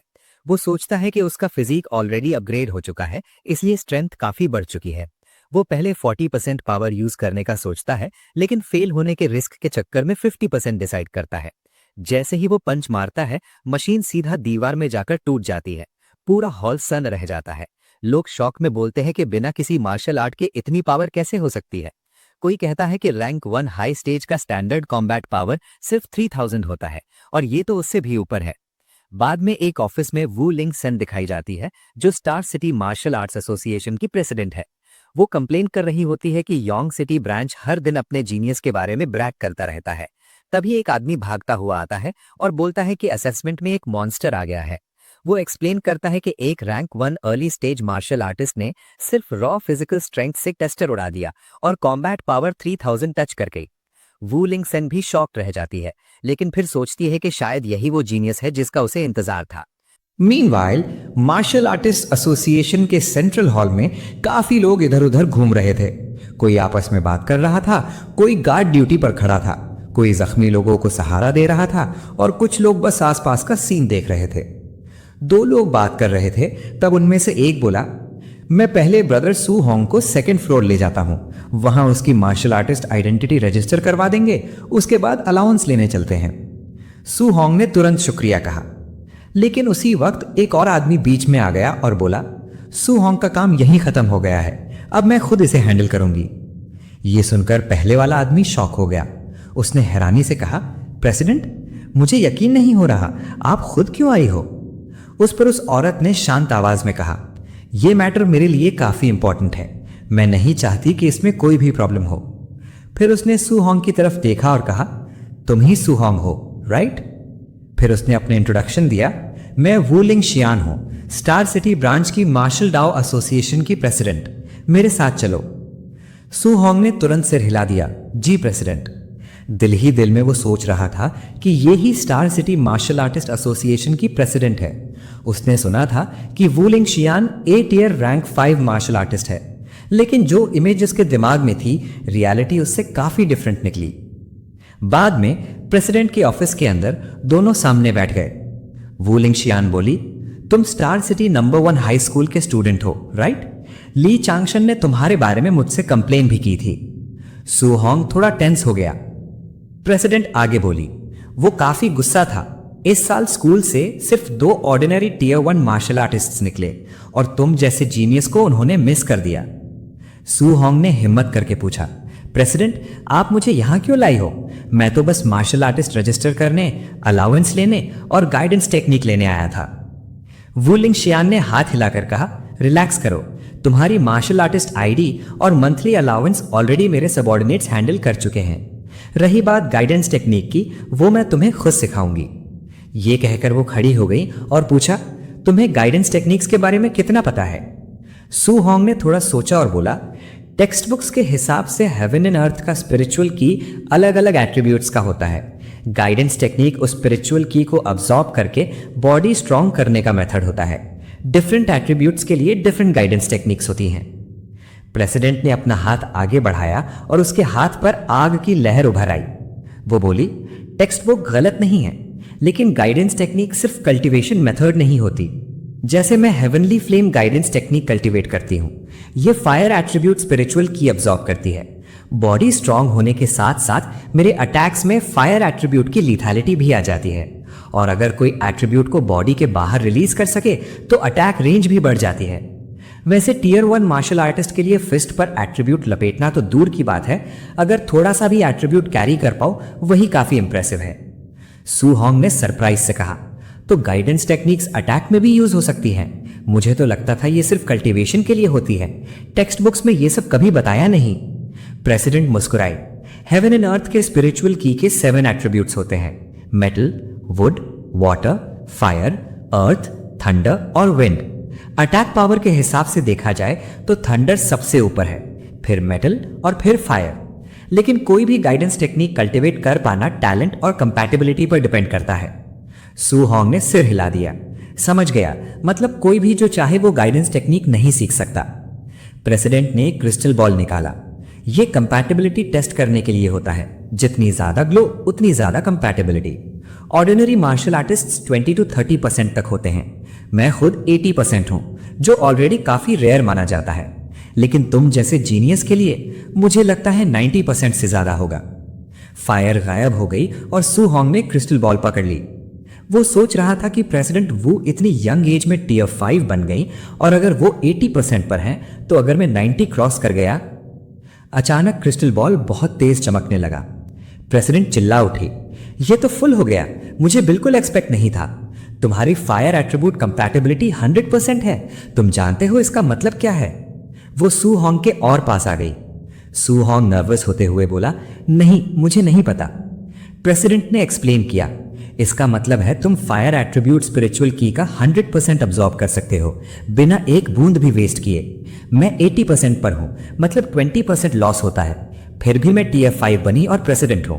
तुम्हारा फ्यूचर, मेरा फ्यूचर तो छोड़ो, तुम मुझसे काफी ऊपर जाओगे। सू होंग और ज्यादा नर्वस हो गया। प्रेसिडेंट ने कहा, मैंने कभी सोचा भी नहीं था कि लिटिल स्टार सिटी से मैजिक सिटी इंपीरियल कैपिटल जैसे मॉन्स्टर निकलेंगे। इसी बीच सू होंग सोच रहा था, फायर अच्छा है लेकिन मुझे तो थंडर एट्रीब्यूट ज्यादा पसंद है। तभी क्रिस्टल बॉल दोबारा चमक उठा, इस बार बिजली की तरह। प्रेसिडेंट का चेहरा सफेद पड़ गया। सू होंग बोला, लगता है मेरी थंडर एट्रीब्यूट कंपैटिबिलिटी भी 100% है। प्रेसिडेंट बिल्कुल चुप हो गई। फायर और थंडर दोनों 100%? ये कोई मजाक तो नहीं? अचानक ग्लोब फिर बदला, विंड एट्रीब्यूट। सू होंग ने कामली कहा, विंड भी 100% लग रही है। प्रेसिडेंट ऑलमोस्ट कोलैप्स कर गई। ये पॉसिबल ही नहीं है, सब कुछ फुल है, 100%। मैं सपना तो नहीं देख रही। कुछ देर बाद वो काउच पर गिर सी गई। वो सोच रही थी कि खुद को कभी टॉप जीनियस समझती थी। 30 साल की एज में टियर 5 होना फीनिक्स फेदर्स और यूनिकॉर्न हॉर्न्स जैसा रेयर है, लेकिन सू होंग जैसे मॉन्स्टर के सामने वो भी नॉर्मल लगने लगी। सू होंग ने कैजुअली कहा, एक्चुअली सारे 7 एट्रीब्यूट्स 100% हैं। सिर्फ थंडर कल्टीवेट करना और बाकी 6 छोड़ देना थोड़ा वेस्ट लगता है। प्रेसिडेंट, क्या आप मुझे सारे 7 गाइडेंस टेक्निक्स दे सकती हैं? प्रेसिडेंट ने गहरी सांस ली। ह्यूमन एनर्जी लिमिटेड होती है, चाहे टैलेंट कितना ही हो, 1 या 2 एट्रीब्यूट्स बेस्ट होते हैं। पहले भी एक बंदा था जिसने 7 कल्टीवेट करने की कोशिश की, डेकेड्स बाद भी टियर 1 ही रहा। सू होंग बोला, अभी डिसीजन नहीं ले पा रहा, पहले सब ट्राई करना चाहता हूं। प्रेसिडेंट ने सीरियस टोन में कहा, बस एक बात याद रखना, अपना टैलेंट वेस्ट मत करना। फिर उसने पूछा, तुम्हारे स्कूल का मंथली एग्जाम आ रहा है ना? सू होंग ने हाँ बोला। प्रेसिडेंट ने बताया, ऑल 11th बैटलफील्ड में टेंशन बढ़ रही है। वॉर ऑफ 10,000 रेसेस फिर से आ सकती है, इसलिए नेशंस ने जीनियस ट्रेनिंग कैंप बनाया है। अगर तुम मंथली एग्जाम में फर्स्ट आए तो मैं तुम्हें रिकमेंड कर दूंगी। सू होंग को अपना पास्ट याद आ गया, वो जंग जिसमें उसने अपने माँ बाप खो दिए थे। उसने दिल में कसम खाई, इस बार मैं किसी को मरने नहीं दूंगा। रात को घर आकर सू होंग ने अंकल आंटी को सब बताया। उन्होंने रो रो कर कहा, हमारा लिटिल होंग सच में सफल हो गया। सू होंग ने कहा, टियर 1 का अलाउंस 10,000 होता है अंकल, अब आपको इतनी मेहनत करने की जरूरत नहीं। अंकल ने कहा, अब तू ही घर का पिलर है। रात को मेडिटेट करते वक्त सू होंग की आंखें लाल हो गईं, उसके फिस्ट से धुआं निकलने लगा। वो सोच रहा था, क्या ये गाइडेंस टेक्निक का बेसिक लेवल है? तब उसके सिस्टम पैनल में गाइडेंस टेक्निक कॉलम दिखा, लेवल 1। उसके दिमाग में एक ख्याल आया, गाइडेंस टेक्निक्स भी लेवल अप होती हैं, और अगर सिर्फ मैं ही लेवल अप कर सकता हूं, मतलब मैं सोलो लेवलिंग कर रहा हूं। सू होंग चमकती हुई नीली पैनल के सामने खड़ा था जब वो अचानक उससे हिट कर गई। वो उस ग्लोइंग स्क्रीन को शॉक में घूर कर देख रहा था। उसे यकीन ही नहीं हो रहा था, लेकिन जैसे ही उसे सच का एहसास हुआ, एक्साइटमेंट धीरे धीरे उसके चेहरे पर फैलने लगी। अब उसे समझ आ गया था, सिर्फ वो ही सिस्टम को लेवल अप कर सकता था। वो स्क्रीन को सीरियस एक्सप्रेशन के साथ देखते हुए सोचने लगा कि गाइडेंस टेक्निक्स को कैसे अपग्रेड करे। क्या ये भी मार्शल वैल्यू की तरह इंप्रूव होती हैं? जैसे ही उसने अपनी सिस्टम विंडो को छुआ, एक रेड वार्निंग स्क्रीन चमकी और मैसेज आया, इनसफिशिएंट मार्शल वैल्यू। यह देखकर सू होंग ने लंबी सांस ली। उसने डिसाइड किया कि पहले वो बाकी गाइडेंस टेक्निक्स को कल्टीवेट करेगा, मार्शल वैल्यू कैसे अर्न करनी है वो बाद में सोच लेगा। फिर वो रूफटॉप पर क्रॉस लेग्ड बैठ गया। चारों तरफ किताबें पड़ी थीं। उसके बॉडी के आसपास स्पिरिचुअल एनर्जी की लाल आग जैसी रोशनी फूट पड़ी, पूरे आसपास को चमकाती हुई। कई घंटों बाद उसकी इनर व्यू में 7 ग्लोइंग पॉइंट्स नजर आए, स्पिरिचुअल ची के 7 एट्रीब्यूट्स। हर एक पॉइंट एक अलग गाइडेंस टेक्निक का सिंबल था। Thunder guidance technique level 1, water marsh guidance technique level 1, thick earth guidance technique level 1, spirit wind guidance technique level 1 और बाकी सब। ये सातों एट्रीब्यूट्स एक दूसरे को पुश कर रहे थे। सू होंग के चेहरे से पसीने की बूंदें बहने लगीं। उसे अब समझ आया कि प्रेसिडेंट वू ने क्यों कहा था कि एक जीनियस जिसने 7 गाइडेंस टेक्निक्स कल्टीवेट की होंगी वो डेकेड्स तक टियर 1 मार्शल आर्टिस्ट से एज नहीं बढ़ पाया। लेकिन सू होंग रुकने वालों में नहीं था। उसने पावर सर्कुलेट करनी जारी रखी, फ्लेम्स उसके आसपास उठने लगी और वो एनर्जी को कंट्रोल करने की कोशिश करता रहा। उसने महसूस किया कि चाहे उसके बॉडी में सातों स्पिरिचुअल ची के एट्रीब्यूट्स मौजूद हों, लेकिन वो एक टाइम पर सिर्फ एक ही एट्रीब्यूट को यूज कर सकता है। उसके हाथ में फायरी स्पिरिचुअल ची का एक गोला बना। फ्लेम घूम रही थी और सू होंग ने उसे ध्यान से देखा। उसने नोट किया कि अगर वो एक दूसरी एट्रीब्यूट को फोर्सफुली ऐड करता तो दोनों एनर्जीज टकरा जाती और एक वायलेंट एक्सप्लोजन हो जाता। एक्सप्लोजन इतना बड़ा होता था कि पूरा रूफटॉप हिल जाता और दोनों एट्रीब्यूट्स एक साथ वैनिश हो जाते। सू होंग ने आंखें सकोड़ी। क्या थंडर और फायर वैसे भी कंबाइन नहीं हो सकते? दोनों की नेचर सिमिलर लगती थी, फिर कौन सी चीज उन्हें एक दूसरे को रिजेक्ट करने पर मजबूर कर रही थी? उसने दोबारा ट्राई किया। थंडर की रोशनी और फायर के स्पार्क्स उसकी उंगलियों के इर्द गिर्द लपेट गए। जैसे ही दोनों एनर्जीज एक दूसरे को टच करते, बूम, एक और एक्सप्लोजन। एनर्जी हवा में बिखर गई। सू होंग का बदन पसीने से भीग चुका था, पर उसने दांत भींचते हुए गिव अप करने से मना कर दिया। उसने खुद से जोर से कहा, एक बार और। रात भर रूफटॉप पर फ्लैशेस चमकती रहीं, जैसे वो बार बार फ्यूजन अटेम्प्ट कर रहा था। जब सुबह हुई, पूरी बिल्डिंग के आसपास अभी भी उसकी ट्रेनिंग के लेफ्ट ओवर स्पार्क्स हल्की रोशनी फैला रहे थे। वो गहरी सांस ले रहा था, पूरी तरह थका हुआ, लेकिन उसने अपने हाथ में लाइटनिंग और फायर को फ्लिकर करते देखा। बस थोड़ा सा और, उसने हल्की आवाज में कहा। दांत भींचते हुए उसने एनर्जीज को फोर्सफुली फ्यूज करने की कोशिश की। लाइटनिंग और फायर उसकी बाहों के आसपास लपेट गए। फ्यूज हो जाओ, वो चिल्ला उठा, और इस बार एक ब्राइट फ्लेम उसकी पाम में फटकर चमक उठी। रात भर की मेहनत के बाद फाइनली फ्यूजन सक्सेसफुल हो गया। सू होंग ने फ्लेम को देखकर रिलीफ और सेटिस्फैक्शन महसूस किया, फिर खड़ा होकर अपने कपड़े ठीक किए। अब टाइम था कि वो जाकर इस पावर को टेस्ट करे। सीन शिफ्ट, स्टार सिटी का सिटीजन मार्शल आर्ट स्क्वायर। एक बड़ा खुला प्लाजा, बीच में एक ऊंचा clock tower. Training robot side में खड़े थे। सू होंग एक स्पाइडर शेप्ड कॉम्बैट टेस्टर के सामने खड़ा गया। वो बोला, इस बार tier 3 combat power tester use कर रहा हूं, उम्मीद है ये टूटेगा नहीं। उसे याद था कि 50% पावर पर वो 3000 कॉम्बैट पावर तक पहुंच गया था, तो इस बार उसने डिसाइड किया कि 30% ट्राई करता है। उसने अपनी ग्लोइंग फिस्ट उठाई और पंच मारा। मशीन के स्क्रीन पर नंबर्स ब्लिंक हुए, 2300 के ऊपर। सू होंग की आंखें फैल गईं। 30% स्ट्रेंथ पर पावर 1800 के आसपास होनी चाहिए थी, लेकिन 500 ज्यादा आ रहा था। उसने अपने हाथ पर जल रही थंडर एनर्जी को देखा। सिर्फ थंडर की पावर ही इतनी स्ट्रांग? फिर उसने अपना हाथ बंद किया और सोचा, अगर थंडर और फायर फ्यूज्ड पावर रिलीज करे तो कितना ज्यादा स्ट्रांग होगा। उसने फ्यूज्ड एनर्जी को ब्लास्ट किया। लाइटनिंग और फ्लेम्स का एक्सप्लोजन तेज रफ्तार से टेस्टर को हिट कर गया। स्क्रीन फिर चमकी। 3041। सू होंग हिरन रह गया। 3000 से ऊपर कैसे? वो अपने आप से बोल पड़ा।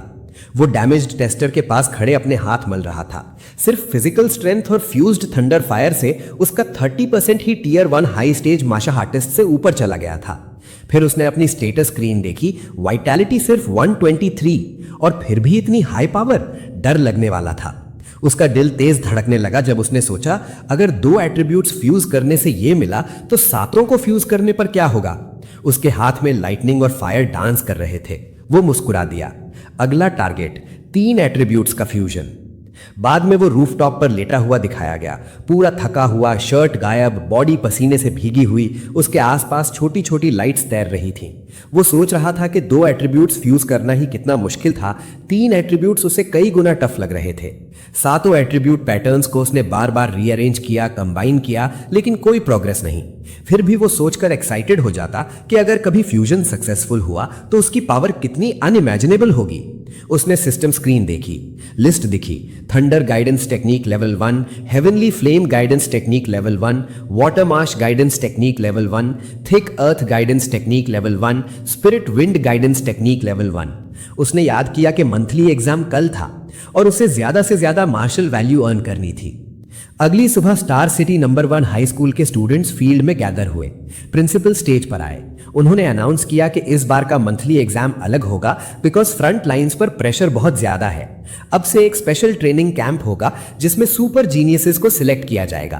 कैंप में बहुत सारे रिसोर्सेज होंगे, powerful martial arts, rare pills और यहां तक के टियर 7 ग्रैंड मास्टर्स इंस्ट्रक्टर्स होंगे। टॉप 3 स्टूडेंट्स को कैंप में एंट्री मिलेगी। स्टूडेंट्स में एक्साइटमेंट फैल गया। कुछ लोग चिल्ला रहे थे कि उन्हें जीनियस ट्रेनिंग कैंप में ज्वाइन करना है। कुछ लोग शॉक्ड थे कि एक टियर 7 ग्रैंड मास्टर इंस्ट्रक्टर हो सकता है जबकि उनका प्रिंसिपल सिर्फ टियर 3 है। इस बीच सू होंग खामोशी से आगे देख रहा था, थका हुआ। उसे याद आया कि प्रेसिडेंट वू ने कहा था कि अगर वो फर्स्ट प्लेस ले आया तो वो उसे एक स्पॉट देंगी, लेकिन अब तो टॉप 3 को ही स्पॉट मिल रही थी। उसके दोस्त ने उसे बताया कि चंद शान और लीतू दोनों टियर 1 मार्शल आर्टिस्ट बन चुके हैं। बाकी लोग भी थंडर रश फिस्ट के बेसिक लेवल तक पहुंच गए हैं। वो कह रहा था कि उनके जीतने का कोई चांस नहीं है। सू होंग कंफ्यूज हो गया। सिर्फ 10 दिन स्कूल मिस किए थे और सब मार्शल आर्टिस्ट बन गए। सू होंग का दोस्त समझाने लगा कि हाल ही में प्रिंसिपल ने सीनियर चैन, जो थंडर रश फिस्ट के इंस्ट्रक्टर थे, उनसे कहा था कि वो कुछ टैलेंटेड स्टूडेंट्स को प्राइवेट लेसन्स दें। इसी वजह से चैन शैन और ल्यू की वाइटैलिटी 100 से ऊपर चली गई थी और उनका थंडर रश फिस्ट अब 3 बार एको करता था। जब वो दोनों बात कर ही रहे थे तभी अचानक चैन शैन और लीतू बड़े कॉन्फिडेंस के साथ सामने आ गए। उनमें से एक ने अनाउंस किया कि वो सबको दिखाना चाहते हैं कि असली नंबर 1 जीनियस कौन है। दूसरे ने जवाब दिया कि जब वो उसे जमीन पर पटक देगा तब भी उम्मीद है कि वो इतना ही कॉन्फिडेंट रहे।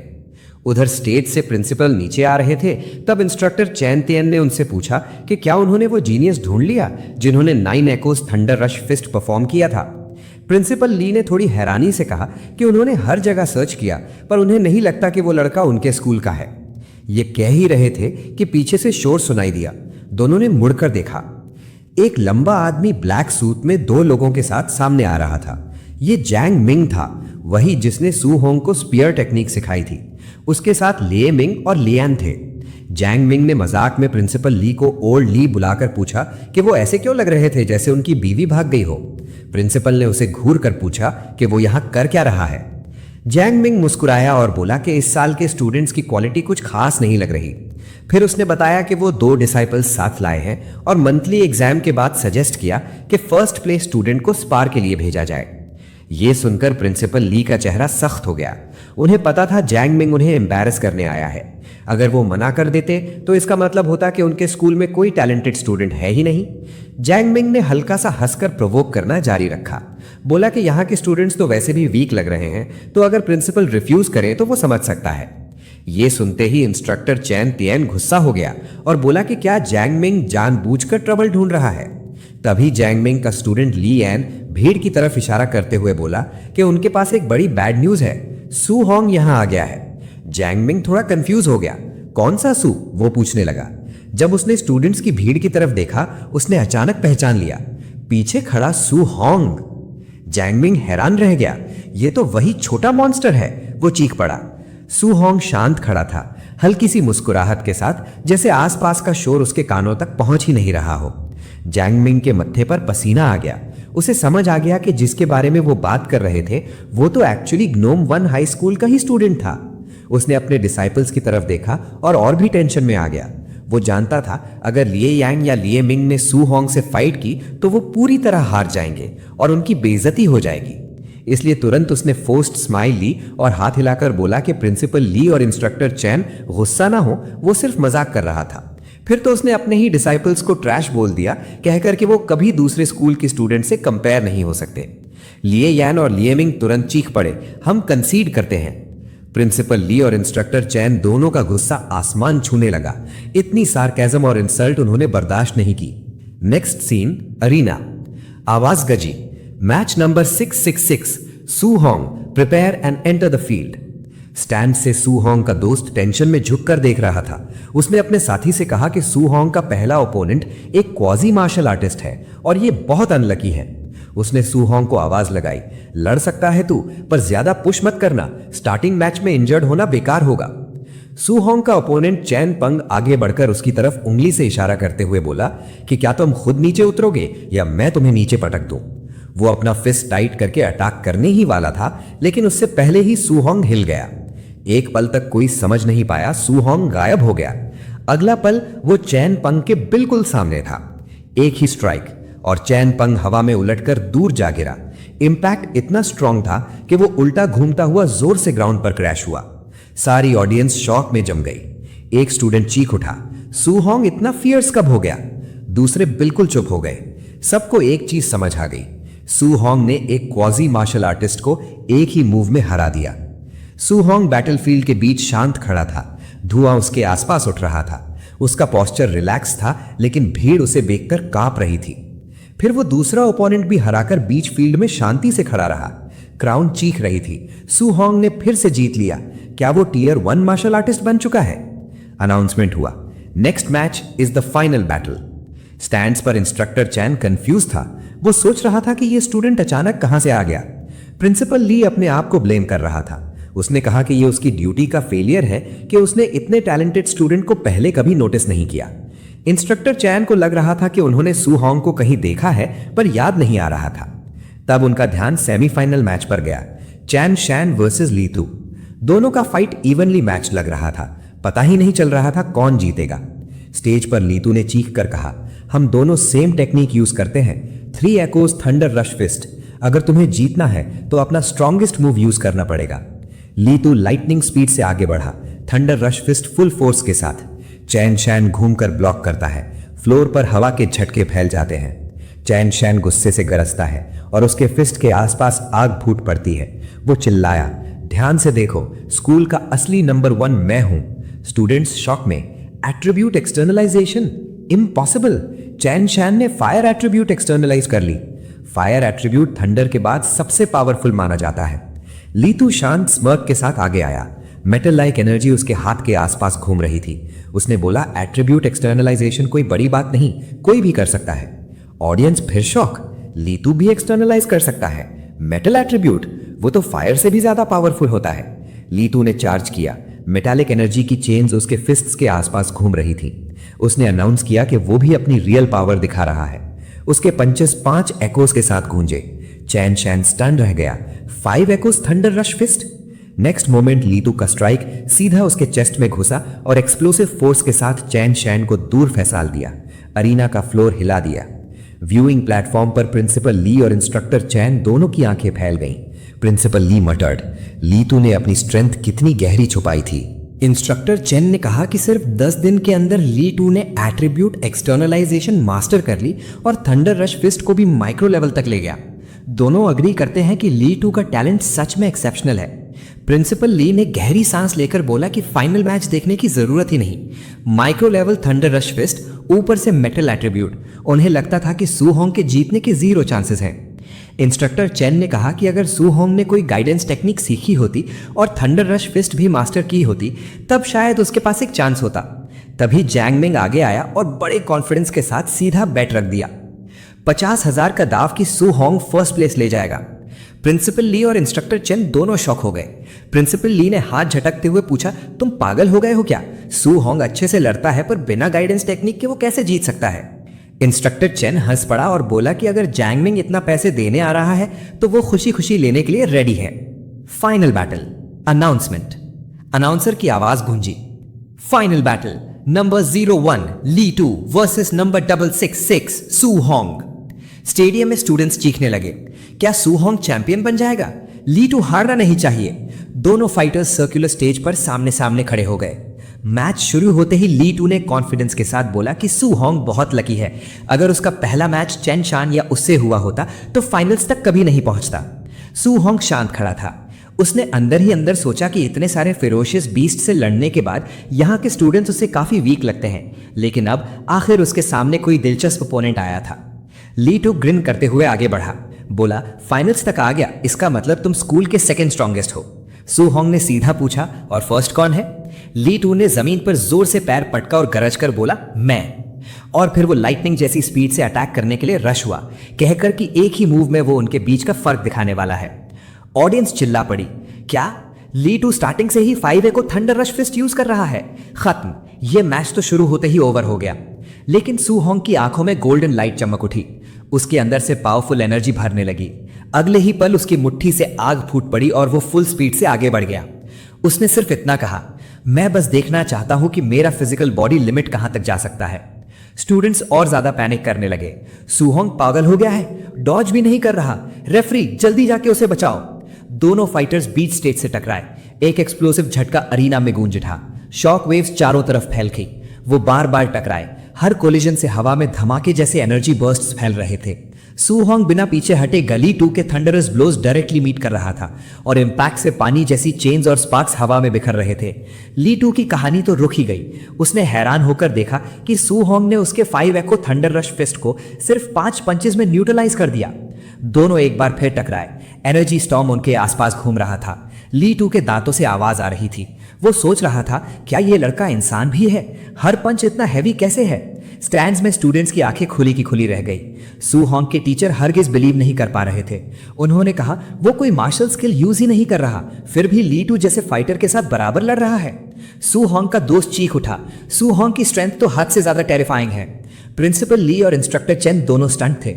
इंस्ट्रक्टर चेन ने कहा कि सूहोंग के पास कोई स्पेशल फिजिक होगा, वरना इतनी स्ट्रेंथ इम्पॉसिबल है। प्रिंसिपल ली खुशी से हंसने लगा, प्राउड कि उनके स्कूल ने एक स्पेशल फिजिक वाले जीनियस को जन्म दिया। लेकिन इंस्ट्रक्टर चेन ने सर शेक करते हुए कहा, स्ट्रेंथ स्ट्रांग है, पर ली 2 ने एट्रीब्यूट कंडेंस कर लिया है। सूहोंग के पास कोई रियल एडवांटेज नहीं। अरीना में कोलिजन के बाद दोनों फाइटर्स पीछे खिसक गए। सूहोंग ने अपने आप को संभाला। उसकी मुट्ठी के आसपास फ्लेम्स जल रही थी। ली 2 कई मीटर दूर तक स्लाइड हो गया। पूरे फोर्स से पीछे धकेल दिया गया। ली 2 की आंखें गुस्से और शौक से फैल गईं। वो चिल्ला उठा, सूहोंग ज्यादा जिद्दी मत बन, जीत सिर्फ मेरी ही होगी। ब्लू लाइटनिंग उसके हाथों और बाहों पर लपेटने लगी जब वो फिर से पावर अप हुआ। फिर वो पूरा जोर लगाकर सूहोंग पर टूट पड़ा। तैयार हो जाओ हारने के लिए। उसके फिस्ट्स एनर्जी चेन्स के साथ हवा को काट रहे थे। सूहोंग ने शांत सा स्माइल दिया। उसने सोचा कि वो ओरिजिनली सिर्फ अपनी फिजिकल बॉडी की लिमिट टेस्ट करना चाहता था, पर क्योंकि ली 2 अब फुल पावर में आ गया था, तो सूहोंग ने डिसाइड किया कि उसे भी रिस्पेक्ट दिखाना चाहिए। उसकी मुट्ठी से फ्लेम्स फूट पड़ी और वो भी फुल स्पीड से फॉरवर्ड चार्ज हुआ। सडनली अरीना में लाइटनिंग का ब्लास्ट हुआ। ली 2 शॉक से चीख उठा। वो घूरकर सूहोंग को देख रहा था। एट्रीब्यूट एक्सटर्नलाइजेशन सूहोंग भी कर सकता है। स्टैंड्स में प्रिंसिपल ली और इंस्ट्रक्टर चेन दोनों का बॉडी लिटरली ट्रेम्बल करने लगा। गोल्डन लाइटनिंग पूरा अरीना रैप कर रही थी। इंस्ट्रक्टर चेन ने हिचकी ली और कुछ बोल ही नहीं पाया। प्रिंसिपल ली बस यही रिपीट करता रहा, ये कैसे पॉसिबल हो सकता है? दोनों स्टंट थे कि सूहोंग के पास थंडर एट्रीब्यूट है और उसने थंडर गाइडेंस टेक्निक भी मास्टर कर ली है। इंस्ट्रक्टर चेन ने समझाया, special physique plus strongest attack attribute, horrifying talent. Arena में कोलिजन्स और भी वायलेंट हो गए। लाइटनिंग और चेन्स फूट फूट कर एक्सप्लोड हो रहे थे। ली 2 के चेहरे पर डर साफ दिख रहा था। उसने हिचकी लेकर बोला, सूहोंग का थंडर मेरे मेटल एट्रीब्यूट से भी ज्यादा स्ट्रांग है। सूहोंग ने काम कॉन्फिडेंट एक्सप्रेशन के साथ जवाब दिया। लाइटनिंग उसके बॉडी के आसपास कॉइल कर रही थी। उसने कहा, तुमने अपना अल्टीमेट मूव दिखा दिया, अब मेरी बारी है, मैं भी पूरा जवाब दूंगा। उसकी आंखें गोल्डन ब्लेज से चमक उठी। थंडर उसके फिस्ट्स के आसपास लपेटने लगा। वो thunder rush fist ultimate form के साथ चार्ज हुआ। अगले सेकंड बूम, 9 लगातार एको ब्लास्ट्स अरीना को हिला गए। ली 2 की आंखें शॉक से फटी रह गईं। 9 एकोज, ये इम्पॉसिबल है। वो चीखता हुआ पीछे गिरा। उसके मुंह से ब्लड बर्स्ट हुआ और उसका बॉडी ग्राउंड पर पटक गया। अरीना एकदम चुप हो गया। सूहोंग उसके ऊपर सीधा खड़ा था। थंडर अभी भी उसके फिस्ट से क्रैकल कर रहा था। उसके चेहरे पर एक फर्म एक्सप्रेशन था। विक्ट्री एब्सोल्यूट, डिसाइसिव और शानदार। स्टूडेंट्स जो स्टैंड्स में बैठे थे एक पल के लिए बिल्कुल चुप हो गए। उनके चेहरों पर सिर्फ शौक ही शौक था। सब इतने ज्यादा हैरान थे कि बोलना ही भूल गए। फिर आखिर एक स्टूडेंट ने हिचकिचाते हुए बोला, पूरा स्टंड होके, सूहोंग सच में जीत गया।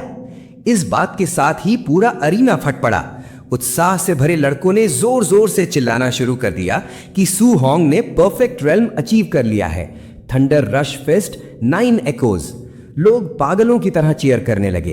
कह रहे थे कि उसका टेक्निक तो उसी टीचर से भी ज्यादा फियर्स हो गया जिन्होंने उसे यह सिखाया था। इंस्ट्रक्टर चेन और प्रिंसिपल ली दोनों की आंखें शॉक से फैल गईं। इंस्ट्रक्टर चेन तो हिचकिचाते हुए बोल ही नहीं पा रहे थे। वो स्टटर करते हुए बोला, सूहोंग, उसने 9 एकोस निकाले। क्या ये वही जीनियस है जो उस दिन स्कूल से गायब हो गया था? प्रिंसिपल ली के हाथ कांपते हुए बोल पड़े, ये सिर्फ जीनियस नहीं है, ये तो star city number 1 high school का ड्रैगन है। इंस्ट्रक्टर चेन ने पसीना पोंछते हुए कहा कि एक बार सू होंग जैसे मॉन्स्टर को ट्रेनिंग कैंप में एंट्री मिल गई तो वो सोच भी नहीं सकते कि बाकी बड़े बैकग्राउंड्स वाले जीनियसेस का क्या हाल होगा। दूर नहीं, वहीं पास सू होंग अपनी स्कूल ट्रैक सूट पहने आराम से चल रहा था, जैसे अभी अभी किसी लड़ाई से नहीं निकला हो, बिल्कुल काम। उसे देखकर इंस्ट्रक्टर चेन ने पूरे रिस्पेक्ट से कहा, गोल्डन कार्प कभी तालाब में रहने के लिए नहीं बनता, हवा और बादलों से मिलते ही वो ड्रैगन बन जाता है।